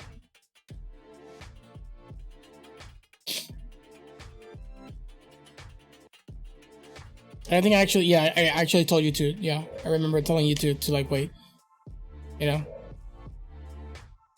you go. So when you're in this spot, honestly, since you didn't broke any of the bracelets, if I were you, I would try to position myself inside of his arm. It is the best place to be in. 100%. Being inside being in front of his face, it is the best place to be in. And the only thing you have to worry about of randomly happening is he's going for him trying to crawl all the way up is the only thing you probably have to pay attention to. But being inside his hand means that this attack will not connect. Because the hitbox, you'll be between his face and this arm for this arm to connect to you. Whereas now you have to iframe it. And then you get hit by that, right? That's a follow-up. It's very likely to happen. Usually what I like to do is just wait inside his hand, if anything. But there probably might be a better way to deal with that, if anything. Right? But he might not do a follow-up if you wait in between his face and the arm, right? But one thing I will tell you is don't be afraid to be in front of him. Get used to it. I would say make a practice session with this guy. Stay in front of his hand and learn how to dodge all his moves while being in front of him, in between him and his hands. It is the best place to be at when trying to break these two bracelets. Being in front of him is not a good idea. Just so you know.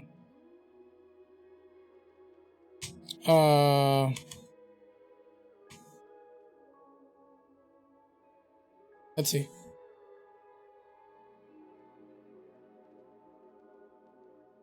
You got lucky there. You had the chance to actually move inside his hand. I would have dipped all the way here. I would have just completely rolled all the way here. Can't reach you here. Right, if the closer you are to his face, the less chance that hand has to hit you. At least in my experience. Right? You get one. Don't take your time, don't rush it. There you go. In the middle. Good. You got one? You don't got much stamina to play with though.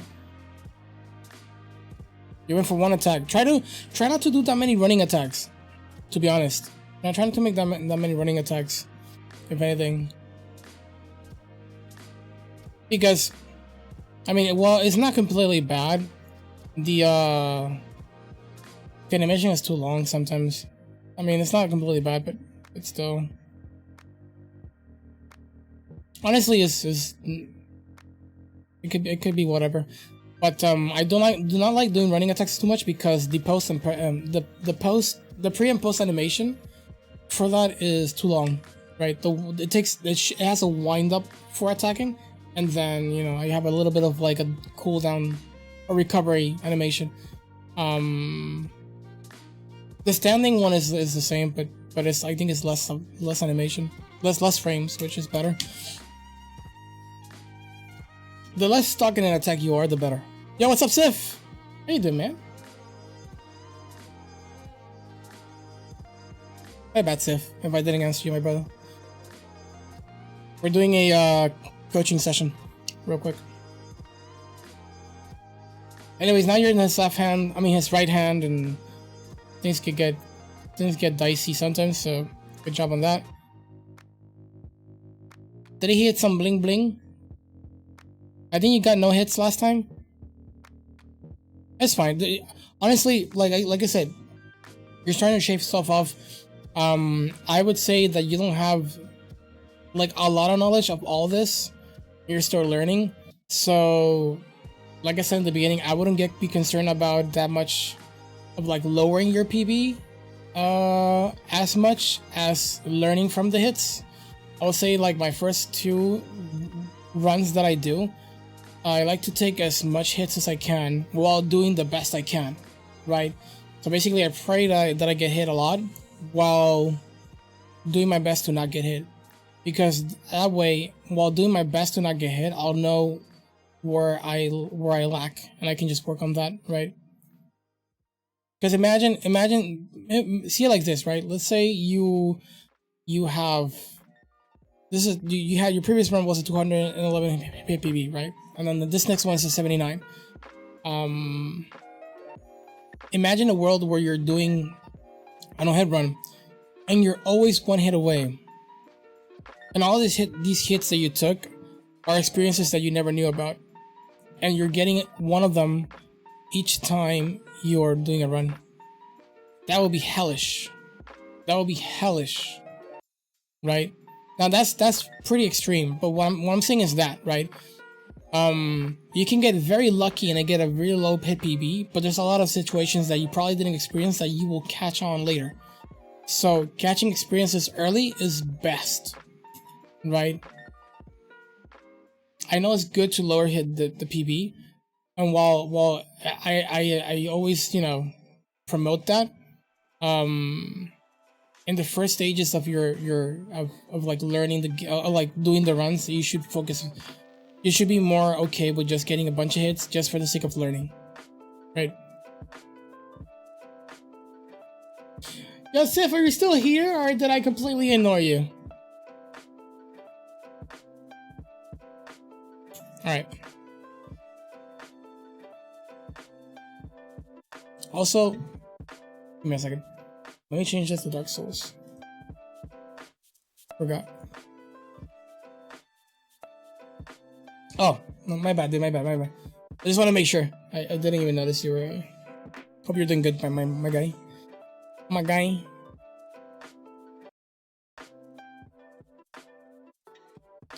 Boy, what's up, Sans?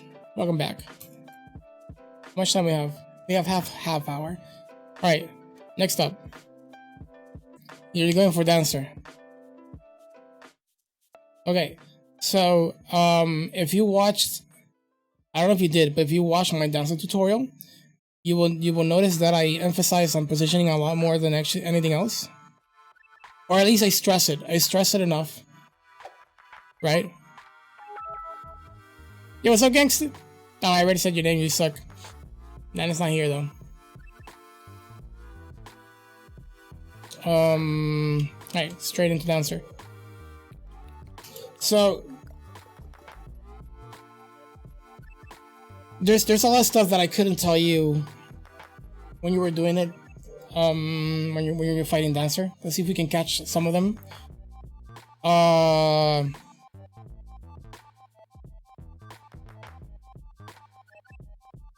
When doing Dancer, first of all, positioning is key. I said this in my tutorial and I'll say it again. Positioning is key, no matter what. Because when you position yourself well, you're making it so that Dancer cannot dish you all of her moveset. You're cutting her moveset by a lot, right? Basically, you're telling her, here, this is the moves that you can only do. You can't do anything else. But if you decide to stay away from her and just face her, you're telling her, just, you know, hit me with whatever you got, bring it on, right? So stay close to her leg. Positioning is key, right? I said this on Abyss Watchers, and I'll say it on Dancer as well. Positioning over damage, right? Be mindful of where you're at and what could happen. And if you have the opportunity to go for them for hits, go for it. Now I do know what you were trying to do here. And apparently it's a strat. It's that you got hit there at the end, but you just missed time to roll. I've heard that it's a strat that allows you to kill Dancer before phase 2. Right? But I believe that you should, I strongly believe that you should learn Dancer the normal way. The way that the no-hit runners used to do it, or that people still do it, I believe. I don't know. Before going for this, because if there's a chance that you will not be able to get the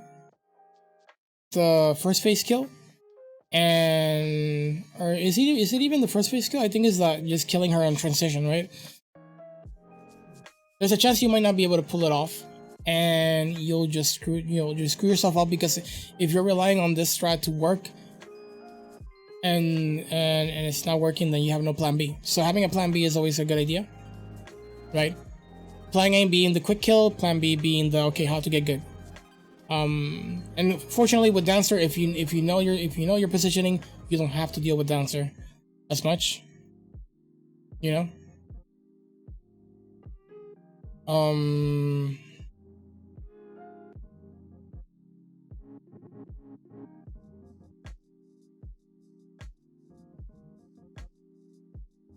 As a matter of fact, I'll just in the case that you do not have it, I'll leave it in the the highlight, just in case. There it is.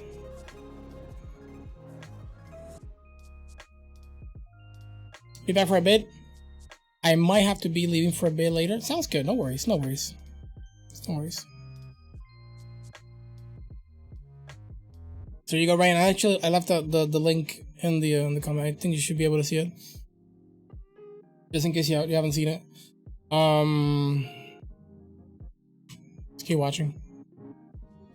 So yeah, positioning is key, and then just learn to decide how many hits can you get in.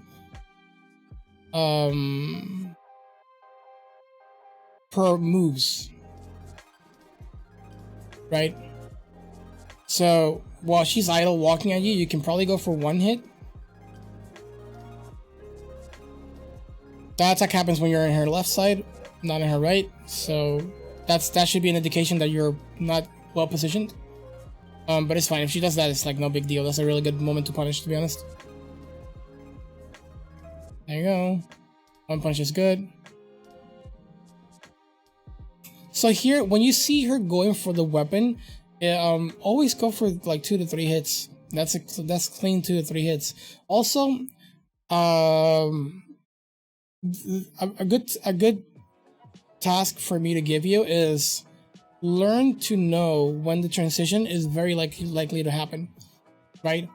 Once you know the threshold for her health bar, you can make decisions of that, right? You could be like, okay, she's like, I took a third down of her health bar. Now she's going to transition, right? Don't attack based on that. But what I'm saying is, like, if you see her going for the transition, immediately start attacking, right? You'll have an idea what could happen, and so that way you're more primed to make a good decision, right? Or at least you're more primed to make the right decision. Wait, is that the right way to say it? No, because even if you're primed to make the right decision, she can probably go for an attack. What I'm saying is, like, that way you're mindful of that transition. It will not catch you off guard, is what I'm saying, right? It will not catch you off guard. You'll be ready to attack her if she does it. And that's like 3 to 4 hits guaranteed, easy, right?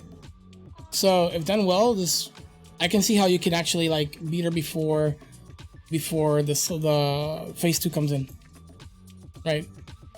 Like here, if you would have hit her, she would have been like 3 hits away.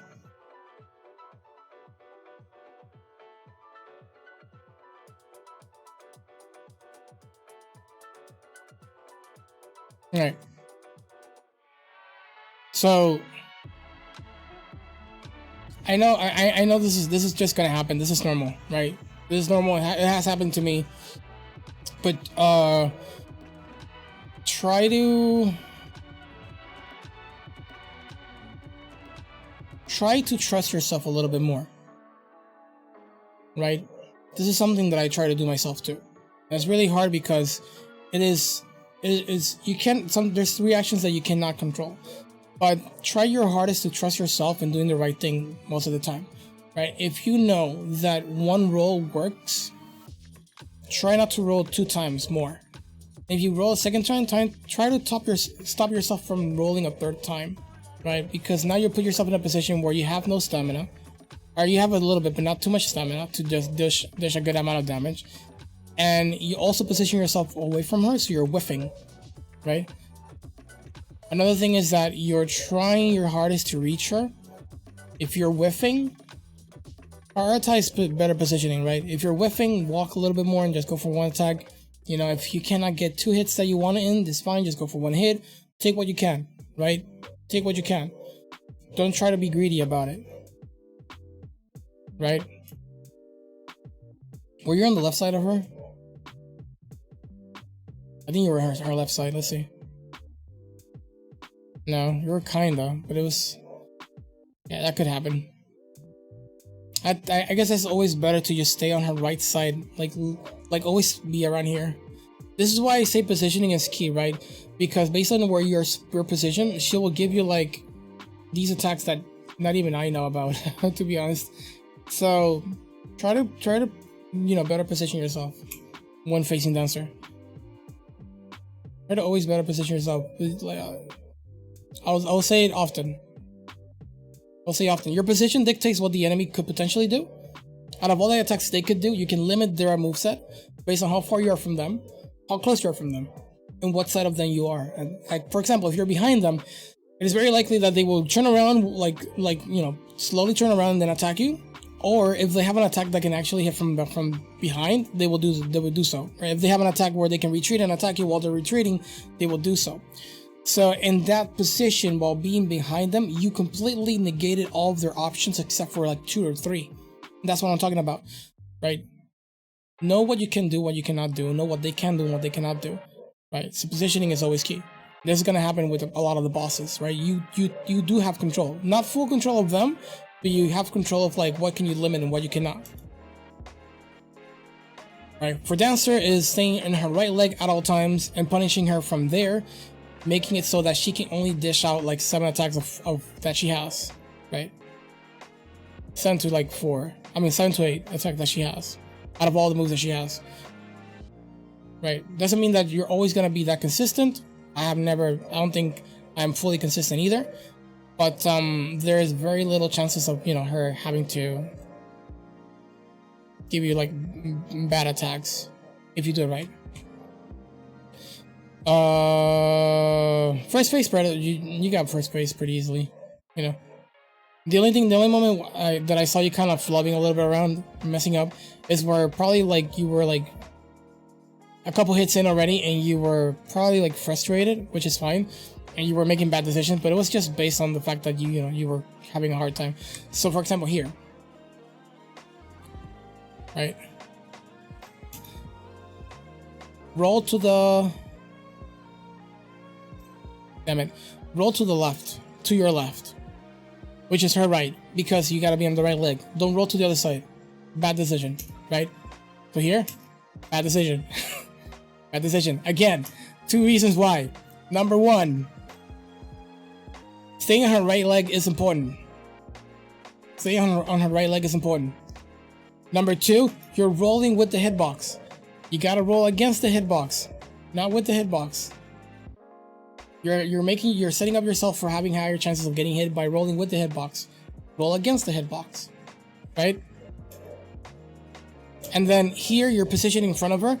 I would not prioritize getting hits here. I would not prioritize getting hits here. You're probably looking to follow a strat where you actually deal damage here to see if you can kill her earlier, but this is bad. She can go for a pretty monk guy's attack, and she did not choose to. I think you get hit here because you were too close. Yeah, you're too close. After that roll, I would. Wait, hold on. I will roll to the left here to stay on her right hip, right? And actually, the way she ends up, you do have the right hip.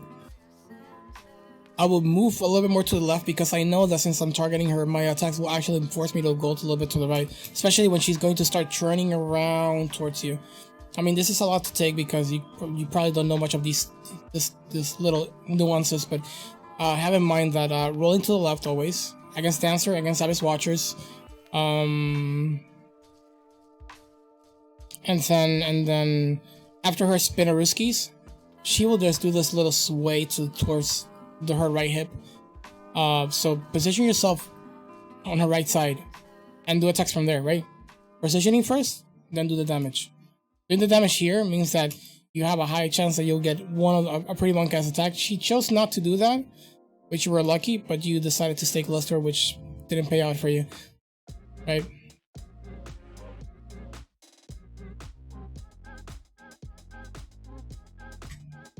Alright, let's see. Miss punish there. You could have done 3 to 4 hits again. You're probably not confident about doing the strat again. It's totally fine. Just get back to the hip. Bad decision.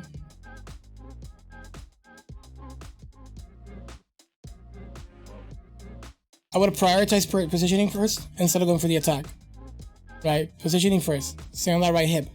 I wouldn't have even gone for an attack here unless I was in a really good spot. Right, I would have waited for her to do an attack and then I'll punch there. But now you got to deal with this. Right, that was a quick attack.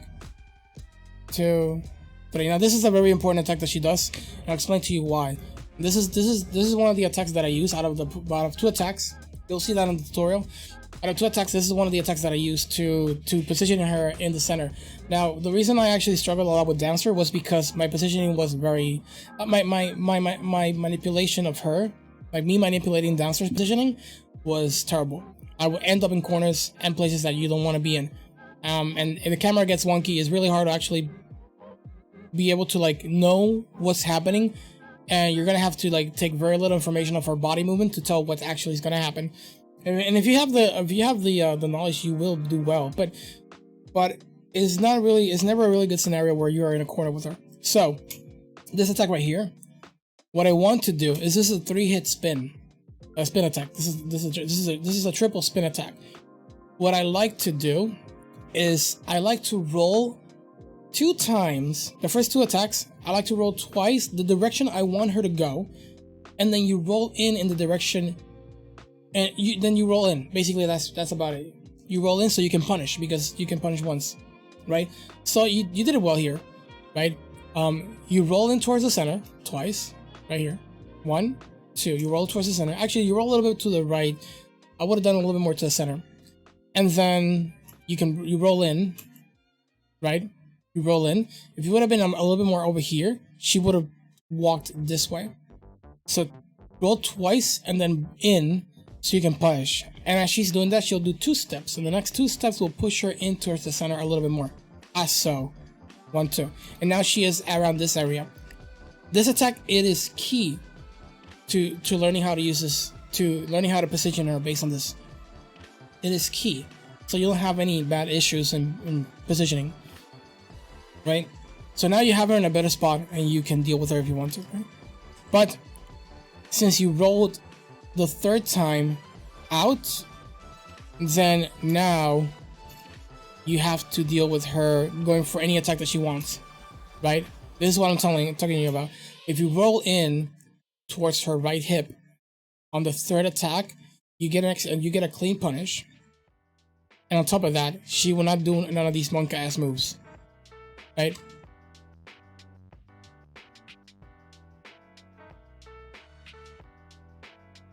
If you're not fully comfortable about playing Dancer close here, just get used to it.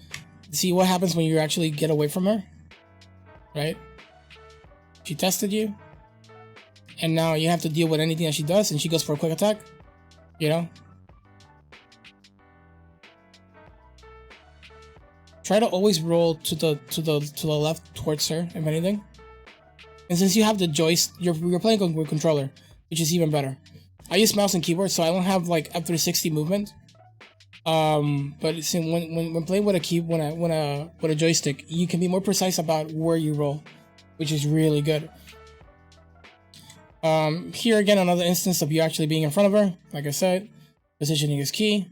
You hit her once, she does that, and then you prioritize on doing damage instead of positioning again. And by being in front of her, you're letting her do this kind of moves that you would otherwise not get, right? So it's important. Positioning is important. 100%. Positioning and controlling her position is what allowed me to get the dub and beat her consistently, right?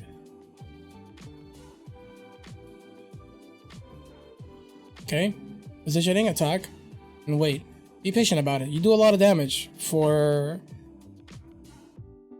That was a bad roll. You recovered. Good shit. Nice job. Then run back in. Positioning, and then attack. You wait. Prioritize that positioning. You're in a pretty bad spot if you can get to it. There you go. Roll. That's a good roll. Stay around there. Roll in. Punish once. You can punish twice if you want to. It's not bad. Here, capitalize on that. Go for 3 hits if you want to. I would have gone for 2 to 3 hits.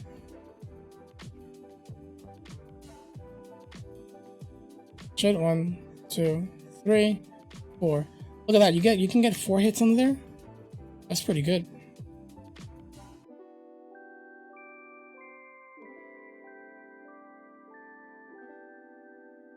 So being on her left butt is bad as well, right? Because right here, she can do. So remember that I told you that your positioning kind of dictates what the enemy has.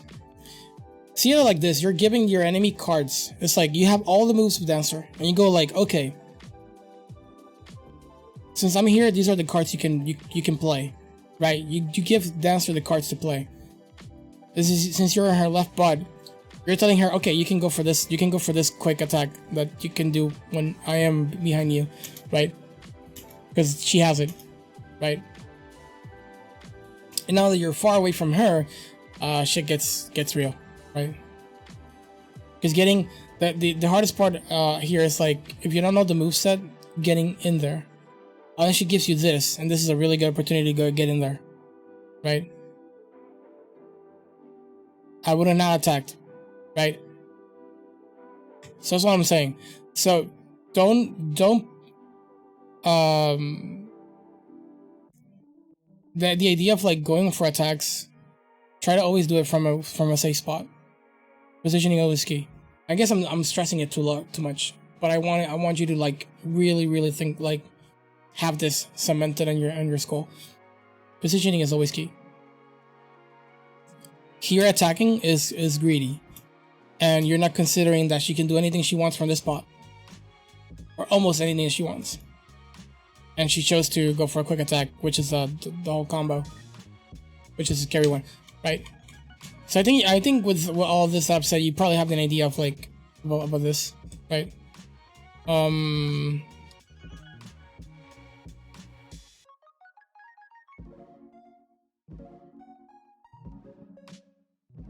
Yeah. Now most of these all of the hits you're taking right now is just because you're looking to do damage instead of getting a good position and then working from there, right? That attack is going to happen from time to time, so you just gotta get used to it. But I don't think it will happen from being exactly on her right hip.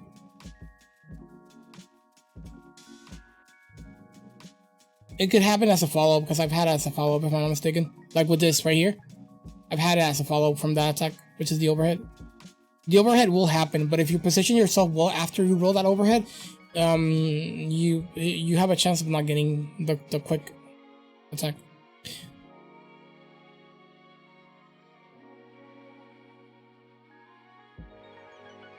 Anyways, I don't know how that happened, but you actually managed to not get hit by that. That's pretty cool. Is this a way to consistently do that? That she doesn't touch you? You could probably be under her and there's like no hitbox at all. That'd be a cool idea to do it, maybe. So here's the number one thing that you should try to avoid: being away from her. Avoid being away from her as much as you can. You find yourself away from her, get your ass in there. Try to get your ass in there as fast as you can. Or at least the safest way as you can, right? Waiting for her to do the spam attacks is a really good moment to do so. Or putting her against a pillar and waiting for her to do a really good move that you can kind of get in there afterwards is a good idea too. But not mindlessly running. But make it your priority to get in there, right? As soon as you get a really good move to actually get yourself in a good position, don't try to attack. Try to put yourself in a good position first, and then you can, do whatever you want. Moving on. You struggle a little bit, but eventually you get it. Harry Potter, which is Sage. You told me that you're going to parry this.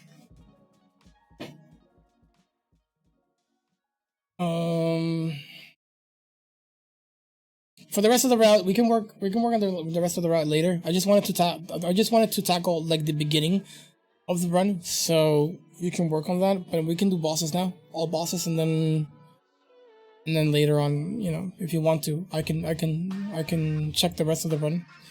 So you told me you're doing Sage.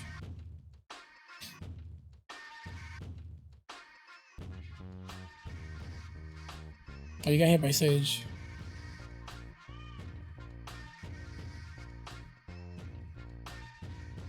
Let's see what you do here. Okay, so don't rush it. I've seen a common theme about what you do, and it's basically I am following a strat, and I'm hoping the strat works. Right? This is what I've seen. Right? You want to get to the spot where the strat starts, and you don't know how to safely. You don't know the implications of your actions or the consequences of your actions. You just want to get there, right? So you should be mindful. What I would like to do here is I wait. I stay in front of her. The idea is to get in when Sage does this. But the problem is that she could do a follow-up. So the way I like to do it is that I wait for her to start summoning this and I run towards Sage, right? And if I make it, which if you're in the right spot, you will make it. This projectile will not hit you. It will go over you, and then Sage will do a follow up, and you could, as Sage is casting this attack, you could actually go for the punish and you'll be fine. Nothing will happen. Or you can wait for for Sage to go for the for an attack, and you can just punish afterwards, depending on what you want. But I think that's the way I do it. I know you're gonna go for the parry, but this is something that just in case you want to know.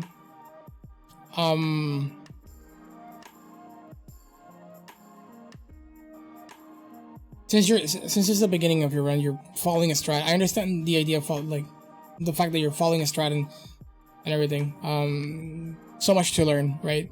So it was the same for me as well. Let's see. Where's Sage? Wait, I have it here. Here it is. Crystal Sage. So the way I do Sage, I don't even know if people do it the same way I do it. I go for 4 hits and then I kill him with a black firebomb. I just like doing it. I call it the Kobe. No need to do it. You could probably just run at Sage and just kill him. But the other firebomb would not kill Sage. Only the black firebomb. If you do this the way I do it. I do not know the stats that I have. I think it's like around 44 dexterity or 40 dexterity. I think it's around there. 44 or 40 dexterity. I think. Because I think I level up after killing Dancer. I think with Dancer I have 32. Or something like that. I'm not sure. So here I'm taking my time. I'm confident about how I deal with Dancer. With Sage. God damn it, I keep saying the same thing. And that's the opportunity, right? There's a chance you can actually hit Sage 5 times before he leaves, but I have not been extremely lucky. You just need Sage to to stagger or be in the animation for a little bit longer. I just don't know how to do that. But then I just wait, and then I kill Dancer. I mean Sage. God damn it, dude. Sage! Crystal Sage! Anyways, Black Fire Bomb Kobe the shit out of Crystal Sage and it's over.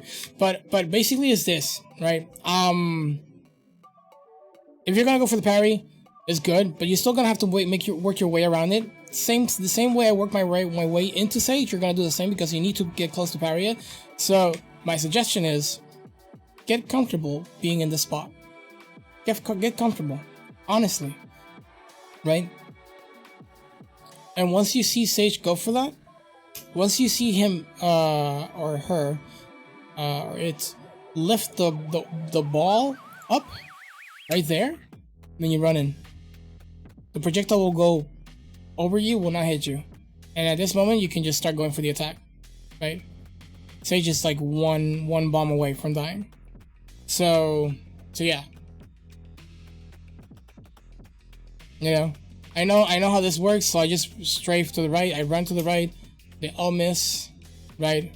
And then I roll this to the left, let the ball go this, away. Now, the reason I do that is because, I don't know the wrong way to do it, but if you do it wrong, the ball the projectile can circle around and hit you. So I like to strafe far and then roll in, and that way the projectile will just hit the ground and just disappear, or it will just not make it to me. So this is the motion I like to do, right? I move to one direction and then I roll immediately to the other one, right? This way and then roll to the other way. That's how I do it. This is the way I do it. I think that's been the most consistent for me. I think that's how people like to do it. I'll see you in a bit, Miley. Right? So after that, just wait for the right timing. He will do other attacks. You just wait for it. Wait for this signal. When Sage lifts the crystal ball, you go under it. And then you either go for the attack like I'm doing, or if you want to parry, just wait for the parry. Right?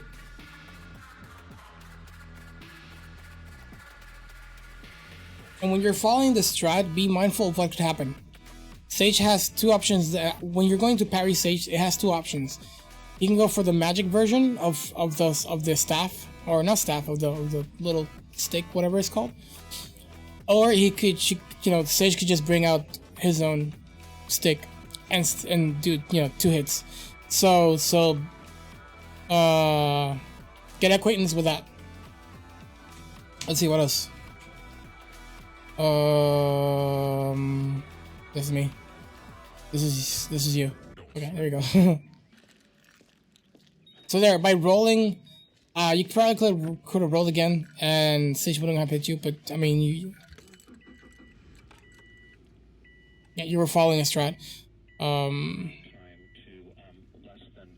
3. There you go. You didn't buff, so you probably didn't use a buff, huh?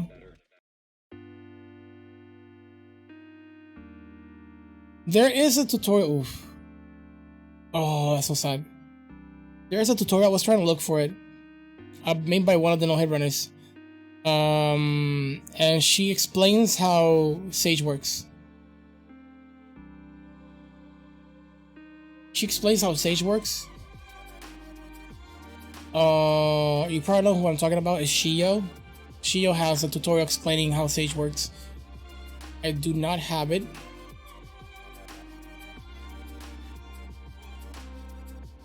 Let me see. Shio Crystal Sage tutorial. Oh, here it is. I found it. So I'll leave it in the chat for you to watch later. This is useful information. I have not fully, studied it, but this is very useful information if you ever find yourself in a bad spot.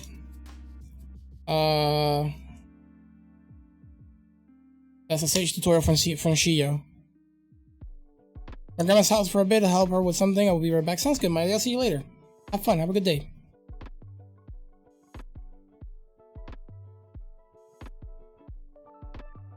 Alright. So let's move on to the next boss.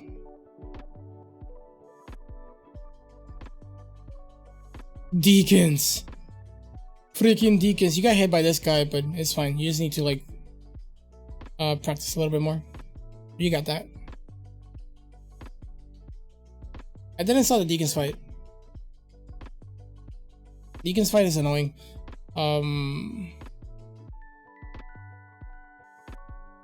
There's many ways to fighting Deacons. Or not many, but a couple of ways. I think in my no head run, I think I did the strat, I forgot the initial dude who started it, but I saw it from no hit Jerome. Jerome used to do this, and I remember Jerome saying like, "Do not do what I'm doing. It's actually very risky and unsafe, and I don't know what I'm doing. I actually yada yada yada yada." It is not as bad. It might not be as safe though, but it's not as bad. And I really liked it a lot more because it was better than the boring ass, circling around like you were trying to get a sheep, a herd of these guys, in a circle. And I just, the whole idea of being a shepherd, it was not to my liking. So I'm no shepherd. I don't make them in circles unless it's like the last hit, because you have to do it. But I actually circle around this big ass statue, and I just kill them as I see fit. But I do have some rules around it. I have some rules around it that you can probably copy. Even doing it this way, because this way is not bad. This way is probably safer than the way I do it. As a matter of fact, I think everybody agrees that it's safer until proven not true. But I think the reason this is safe is because when they're giving you their backs, they have to look at you before they can attack. So it takes a lot more time for them to do something, which is the reason why it makes it pretty safe. Like right now, some of the enemies are not facing you, so if you go for an attack, they can't follow up. They're just gonna have to take it, or just have to look at you and do the stuff. So this is a good strat, probably the best strat we have so far. I think I've seen strats with skulls though. Pretty interesting. I've heard of it. Right. So honestly, dude, this is just pure decision making. Knowing when to get in, when to not get in. When you're going to go for an attack, make sure that they're not looking at you. Because the thing about Deacons is that it's a long ass fight for the way that the strat is made, and one mistake will just.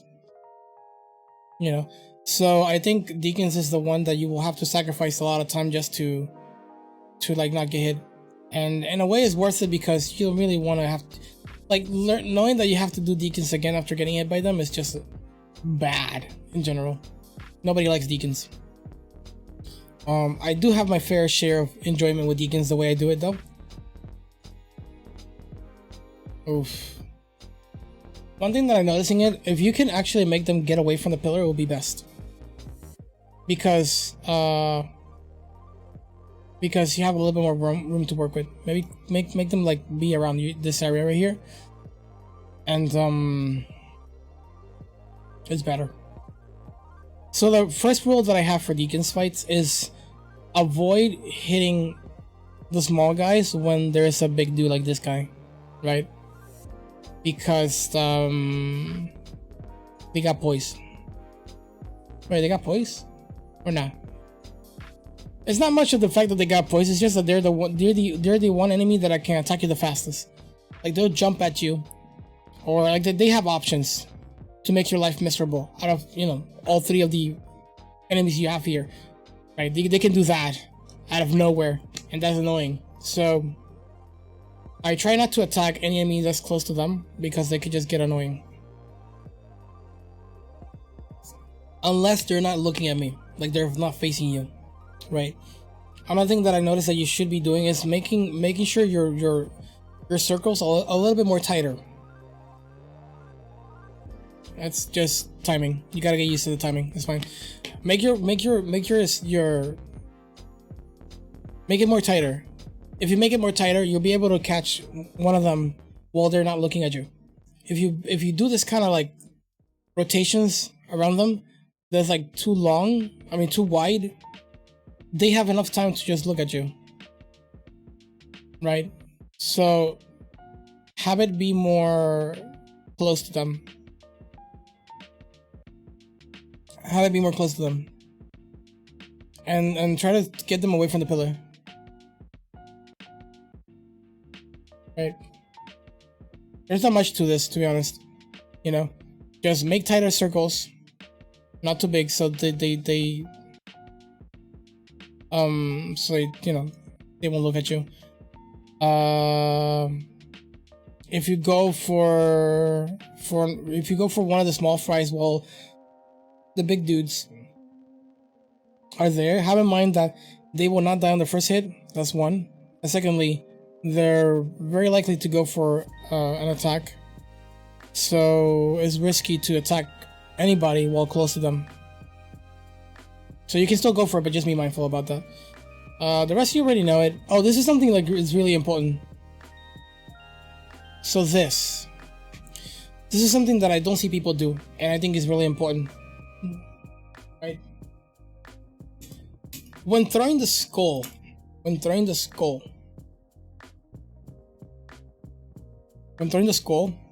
haven't seen that many people do this. This is important. People don't even know where to throw. I think. Like, I haven't seen any runner like be mindful about their throws. When you're throwing, let me show you. Throw in the same area you are. Right? So if you are going to be here, throw here. Around here. Like further, I guess, like close to the pillar, if anything, where they can still aggro, but don't throw across you. Right? Like throw here. Close to this pillar, or a little bit, maybe a bit further if you want them to walk a little bit further. Right? Throw around here. Now the reason is, and I'll show you on my run. The reason is because you want your attacks. When you attack, you are moving. You're moving towards a certain direction, and when you're hitting an enemy, the enemy is staggering at a certain direction. So while they're moving towards the skull, you want to separate the enemy away from the other ones, right? Because if you're doing it this way, they are going to move in that direction, and you are going to have them. You're basically grouping him together with these guys, right? Also, it's pretty sad that happened. But I guess it was too late. Let me see.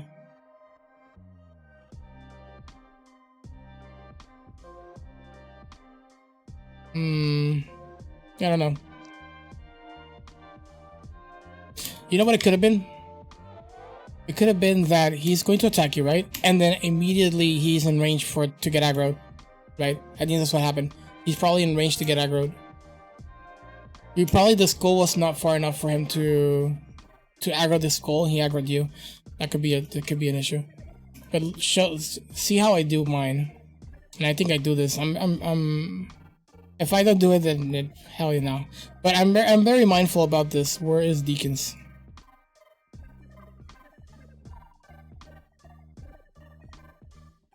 Also, this is a strat I do. I like running around the statue, and I'll just keep doing this. You know, the risky part is because you can get hit by a fireball. But if you're circling around the statue in this way, I've never gotten hit by a fireball, to be honest. Doing this way, I can see how that could be so, but it all depends on how I choose to attack and at what stage, at what point I choose to attack. After I get to like a new, because there's basically 4 faces around the right. I divide them in faces around the statue. It's a square, so you got 4 faces. So when entering a new phase, there's a chance entering and getting out that you could get hit by the fireball, as well as when attacking an enemy. But if you do it right, you should not. But I'm using audio cues, so it doesn't really, I wouldn't recommend this to everybody. It's just, it worked for me, to be honest. Anyways, it could be a little bit slow as well, but I just like doing this because they're all like well spread out, and so you can pick them up, depending on the situation, right? If there's only small fries, then you can get a hit for free, right? So. Let's go to the part that I'm talking about.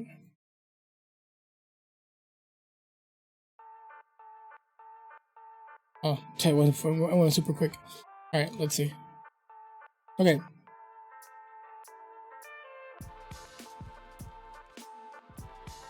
So you see this? I'm throwing the skull where I am positioned. I'm throwing the skull where I am because I want them to move in this direction while I'm pushing the boss and myself against them.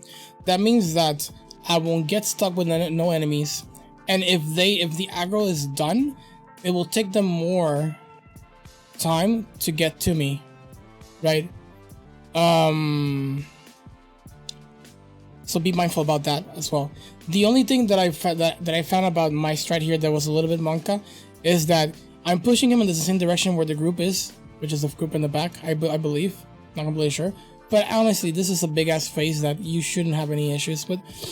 But as they're moving in, and I go for the, you know, and I'm trying to. Sometimes you'll get clipped. This is what it is. But as you can see me, I'm using my camera to try to move him away from them, right? 1, 2, and then you see my camera like pointing at this direction because I want him to move away. But I'm trying to make so that they don't his stagger movement, like when he's moving, when I'm staggering him, doesn't push him towards the enemy, right? The reason this shit happened here is because I was too late, right? I took my time here, so I waited. I was supposed to dip here. I waited, and then I looked this direction, and then I threw it. I was already too late for this. Had I thrown it sooner, I would have been between these two guys already. Right? So that was my mistake. My mistake was that. Nothing bad happened. But my mistake was that I got too late to him, so I had to deal with this guy blocking me. Right?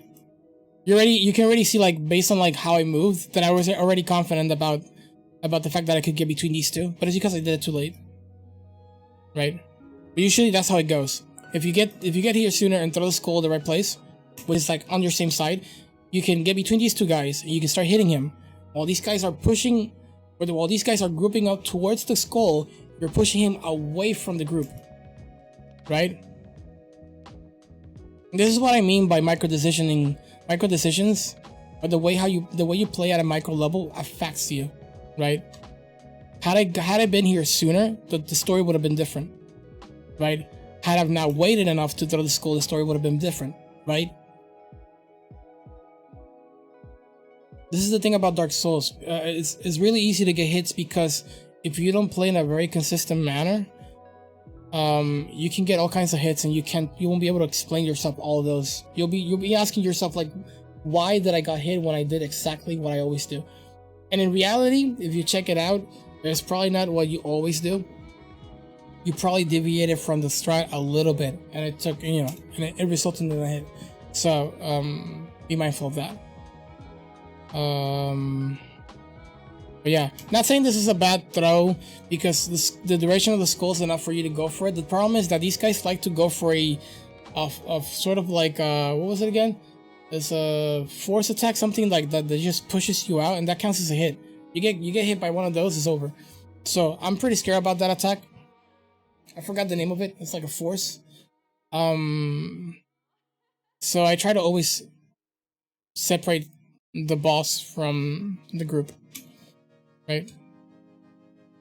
Anyways, GG on that. Next boss, which is gonna be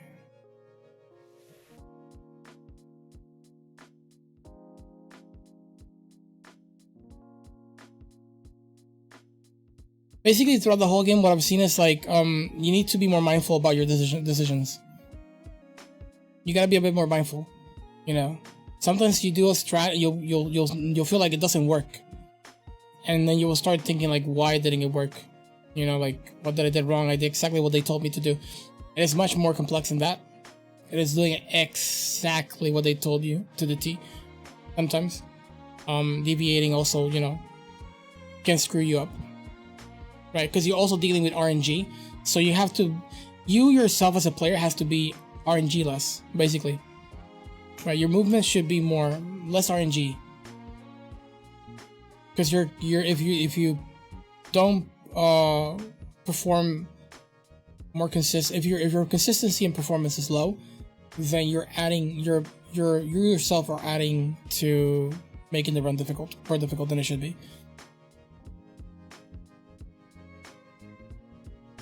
you didn't increase your vitality, right?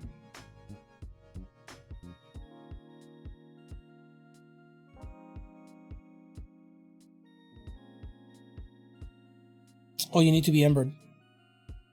You need to be embered. I see. Well, that's something I didn't need. So what are you gonna do here then? Are you gonna go for the ult spread? Or no, you're already embered. Okay. So I'm guessing you're gonna drop again. Oh, you got your soul and everything up there. That's pretty good. Alright, so you made it? No, you haven't. There you go. Nice, nice. You have to be embered. That's really... I never knew about that. That's pretty good. That's good to know. So, Yorm. Oh, here's that setup by the way.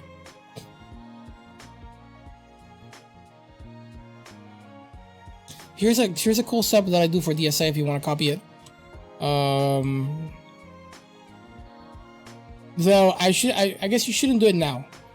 You shouldn't do it now, but once you start doing no hit runs, like attempting for a no hit, or you're low on your PP and you're doing really good against Yorm, right?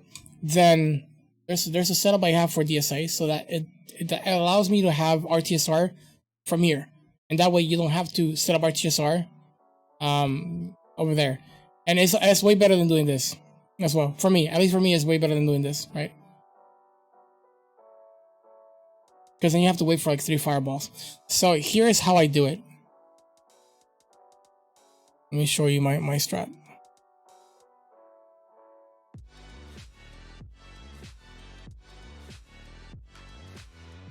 Here's how I do it. So I roll this and then I go this way. And I wait here. I fully heal. And the cue to move in here is to wait for the fireball to hit the structure. Once it hits, you have time. You have opportunity to go in here. Right? I drop here. I wait for the next fireball, and once it hits, I roll off. And you'll be in RTSR range. You already have RTSR, right? This is a really good setup. This is a really good RTSR setup because that is if you do Pontiff and Aldrich first. That is if you do Aldrich and Pontiff first. Have that in mind. Because the way it goes is that once you kill Yorm, it teleports you to the dancer room, and from there you go to DSA. So you don't have to sit in the bonfire to teleport. Meaning that you already have the RTSR.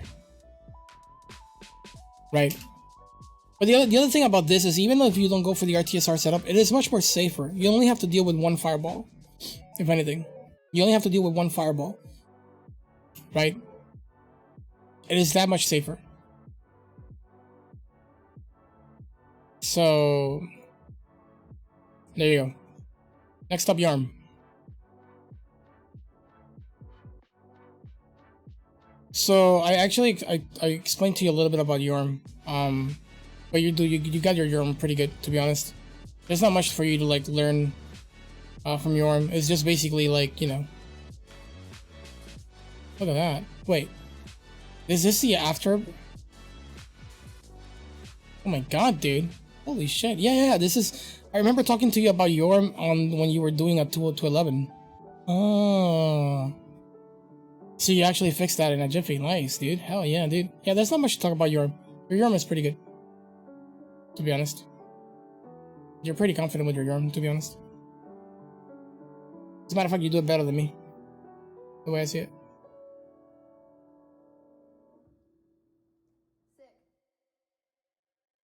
Yeah, you do it way better than me. Alright, let's move on. There's nothing to think about. Just mindful of everything he can do to you. Keep constantly thinking like what can possibly happen. Which is a stomp he does is the one thing that you should always be aware of. Because it could happen. And then from there, just, you know, proceed to kicking ass. You're far away from him, so he's gonna go for a jump, maybe? No. Overhead? Okay, no. Yeah, he did an overhead. Yeah, sure. There you go. That's a stomp. Stomp is the one thing that you should always be mindful about. The rest of his attacks are pretty slow compared to the stomp, so you can react fast enough. Except that one. That's but stomp is probably the longest one. I mean, the fastest one. So I always have in mind stomp. There you go. Once he's done doing an attack, always think that his next attack could be a stomp. That's the best thing I can tell you. When he's done, it could be a stomp. That's all I can tell you. But don't think about it too much, I guess, because then you're gonna condition yourself to roll the stomp, which is not good. Just have that in mind. That's about it. Anyways, your arm is good. Move on. What's gonna be next? DSA. Oof. You got hit on your arm? I don't think so, right? Oh, Pontiff. Oof. You parry Pontiff? I think you go for the parry. I don't think there's much to talk about the parry. Do you parry the beginning attack? I don't do the beginning attack. I do the second, the other one.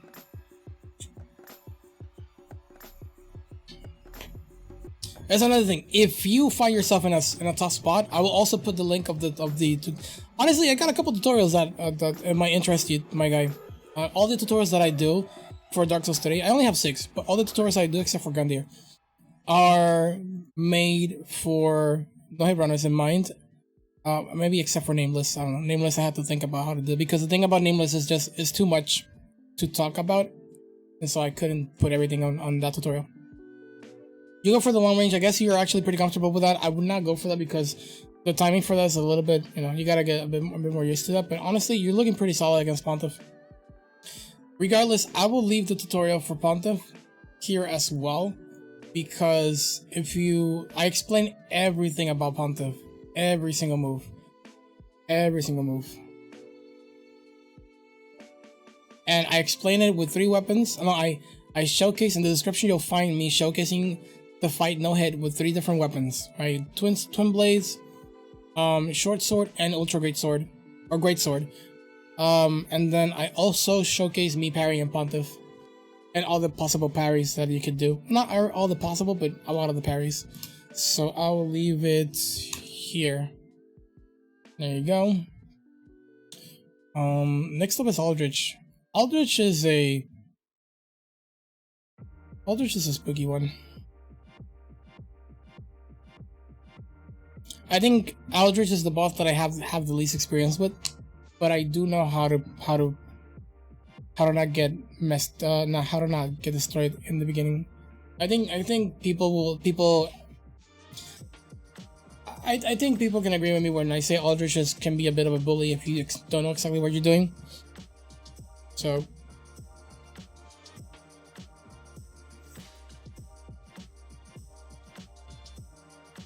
But you actually did Yorm first, but in the split you actually have Yorm after Aldrich, huh? That's interesting.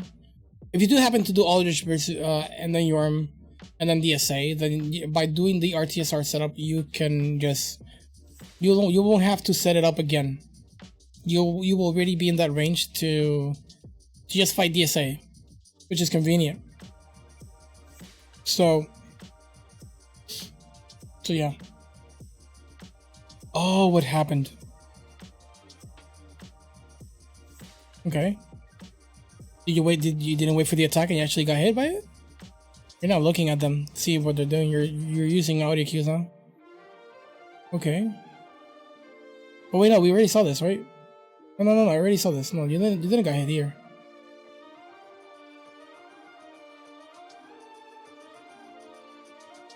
You get hit by these guys? Oh, fall damage killed you? No, did not fall damage. Did you? Okay.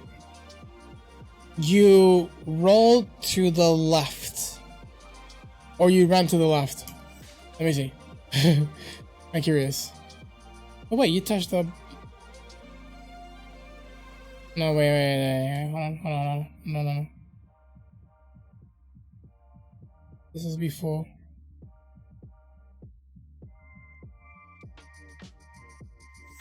Oh, here it is. No, this is not it. What happened here?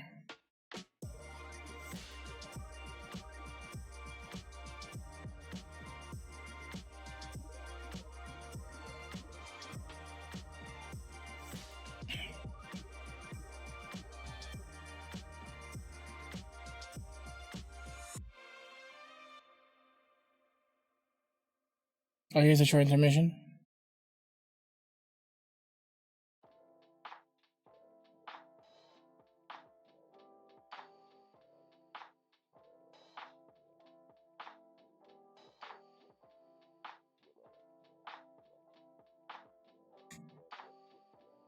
What do you do?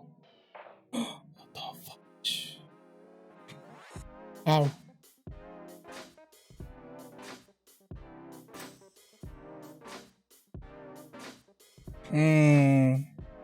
More to the right then. It's fine.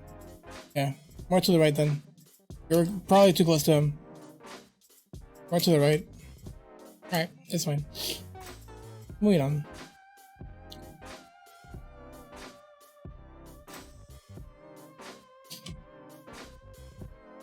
There's probably there's different ways to do it. I think oh, you use a skull. That's such a pog way to do it, dude.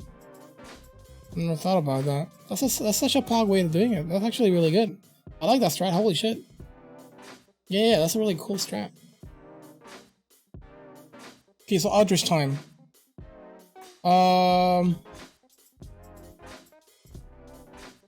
Race yourself all the way to Aldrich. How many hits do you have so far? It's kind of TP. Let me see if you do the right TP. You're late. You're late. He's gonna go for the orbs, no? No, he went for that. You were late. It's fine. You're good. And the dash. Oof. Nice jump. Nice jump. Oh, calm down, calm down, calm down.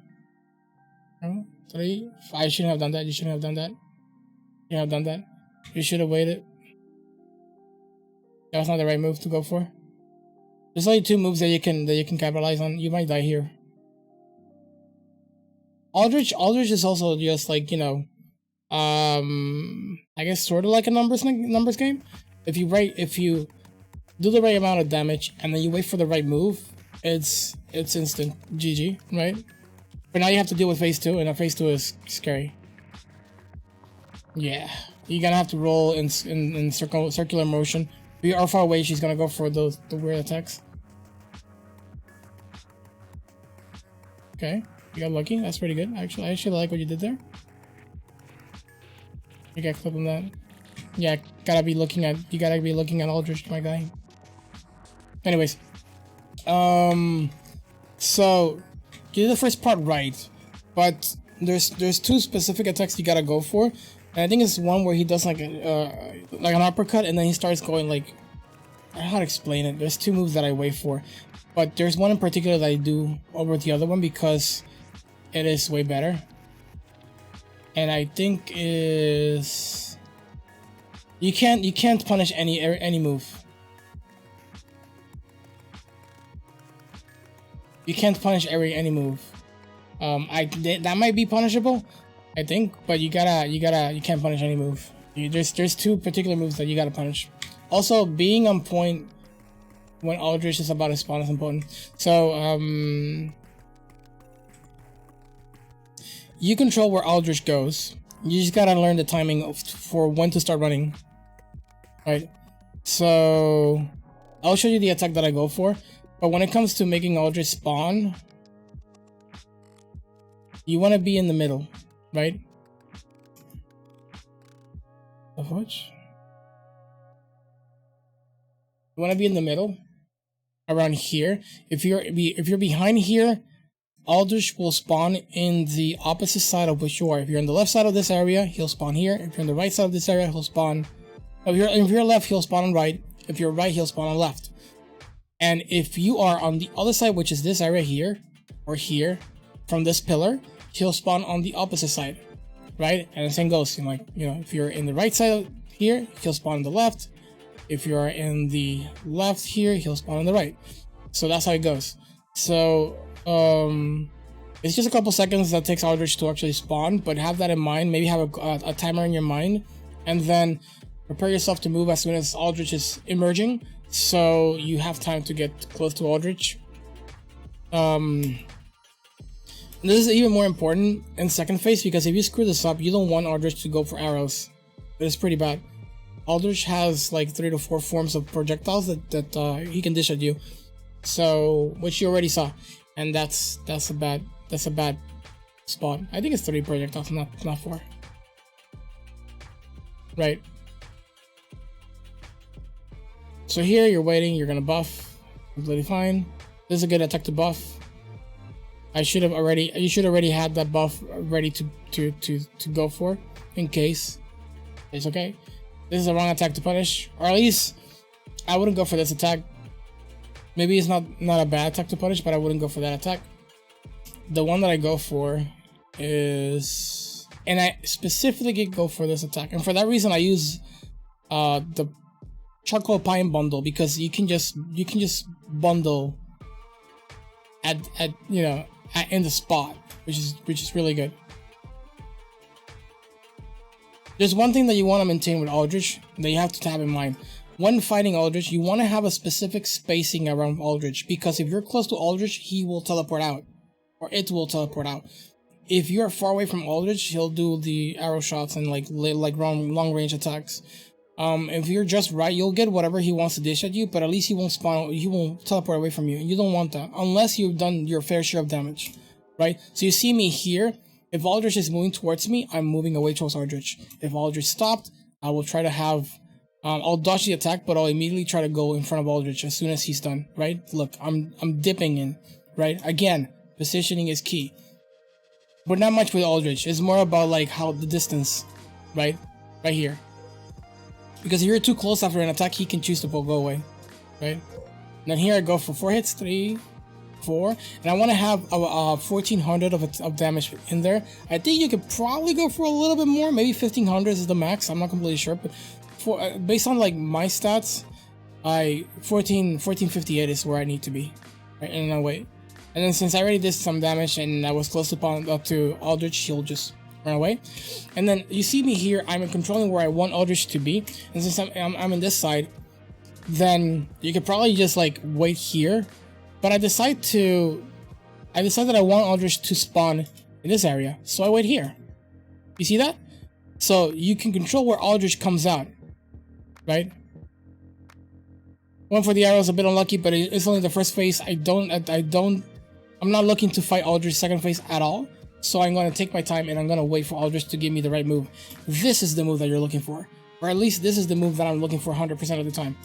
It might take me a little bit, but once I see this, I buff, roll with the hitbox. Is the only moment you're gonna roll with the hitbox. You should be safe no matter what. And then I go for the punish, right? It's because the move, the time it takes for Aldrich to recover and then leave is enough for me to deal the rest of the damage, which is 3600, right? It kills Aldrich 100%. There might be a time where you might have, Aldrich might have just a slither of health, and you're just like one hit away, right? You can get that before Aldrich leaves, right? There's another thing that you should know is that if Aldrich decides to leave, right here, I had enough time to actually deal like 2 more hits.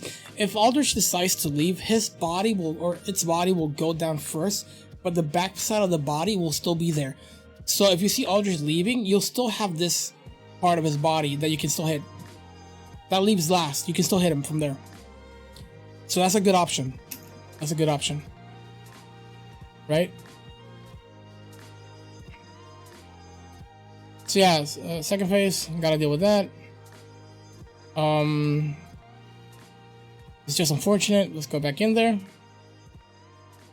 How do you mess this up? Let's see. Okay, good shit. You wait for the arrows, go around in, go for 4 hits. 1, 2, 3, 4. Yeah, you're around 1500. Yeah, this is a good amount. Yeah. Okay. You are, so here is what I'm talking about. You're far away from these pillars. Get a little bit closer. Get a little bit closer. Have an idea of like when you should move. Right? Don't wait for Aldrich to like, I mean, you have to wait for him to fully emerge, right? But be closer to the pillars, and not on the left side, on the right side, so you know you can see Aldrich coming out. Now, based on like how you're doing this, you already know how this works. You already know how this works, 100%, right? But be more mindful about your positioning around the pillars, because you're this far away, and he actually did this, right? You can run away. You should be fine. But now you have to deal with that plus this projectile. You know, and just things go really bad. So Yeah, which is the reason I say that being getting to Aldrich as soon as he's emerging is important, because the AI will decide what to do based on your previous position. I don't know how much. I don't know how many frames or how many seconds the AI tries to like check on on where you were last time, but I'll make a decision based on your position. And if you're far away from her, even though you're pretty close to Aldrich, he might choose to go for projectiles. So it's important that you get this down. You did Aldrich again. Let's see. Okay, 1300. So you did a little bit less damage. Okay, again, get a bit closer to the pillar. Not to the left, but a little more to the right. Actually, this is fine. This is fine. This is fine. No, this is fine. This is fine. Perfect. You're good. You're good. You're good. You're good. Nice job. Lassie, I need to ask you a question, man. What's up, man? We will be playing scary games today. My bad. My bad. I just wanted to do this. We'll start at 1. I said at 12, but we will start at 1.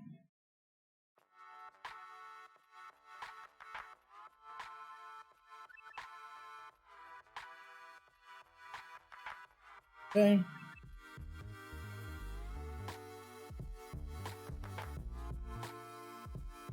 Aldrich is just practice. Aldrich was another boss that I annoyed me the most. After Dancer, to be honest. Because as soon as you enter the stage, you need to run to get there before it does anything. Pray that gives you arrows because it's the best one to punish. Go for 4 hits so you can get the good damage in, and then after he teleports, pray that he actually gives you the good stuff. Since you're using Charcoal Pine Bundle, it's easier to just buff and just, you know.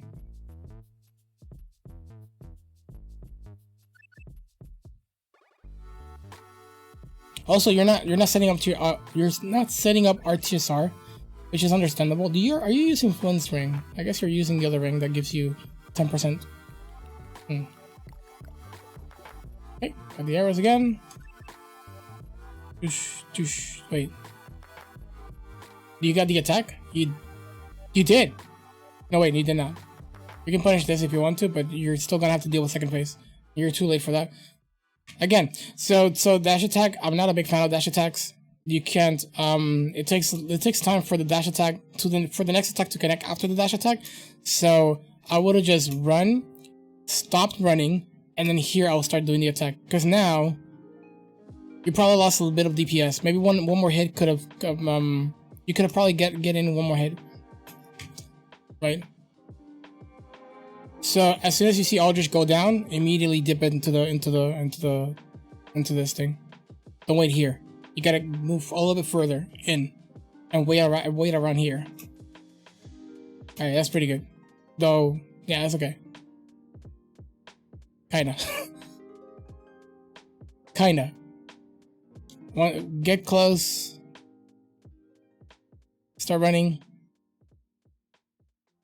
You dip. You always dip to Aldrich. You make a goddamn dip. This is a really good. Yeah, this is good. This is a really good idea. This is a really good idea.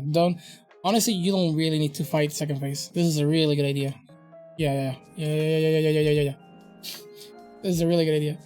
Anyways, I don't think there's anything else we can talk about Aldrich. Once you keep those things in mind, and you should be Gucci. Let's see. Now you're doing DSA. The big boy. The big boy. DSA is one of my favorite bosses in this game. I mean the run. But the enemies on the side make it a little bit, you know, not enjoyable. But when done right, it just feels so good to do. Even with them. Right? So let's see how you do this DSA. I don't know if I saw your DSA on this run, or was it on the previous one. Let me see. So you buff. 2. Nice job. 1. Okay. There's 1. You follow this trial. Okay. There you go. Don't run. One. No need to run, but okay, don't circle around. Just exactly there. You go. There you go. Okay, perfect. Oh, you missed it. Don't go for the attack. Alright, it's fine. 1, 2, 3, 4. Okay, you need one more. Let's see. You're probably gonna lose your buff, but don't worry. Don't worry about the buff. One more? No. Oh wait. You're already in that phase? Okay. 1, 2. You don't have a full stamina though. It's fine.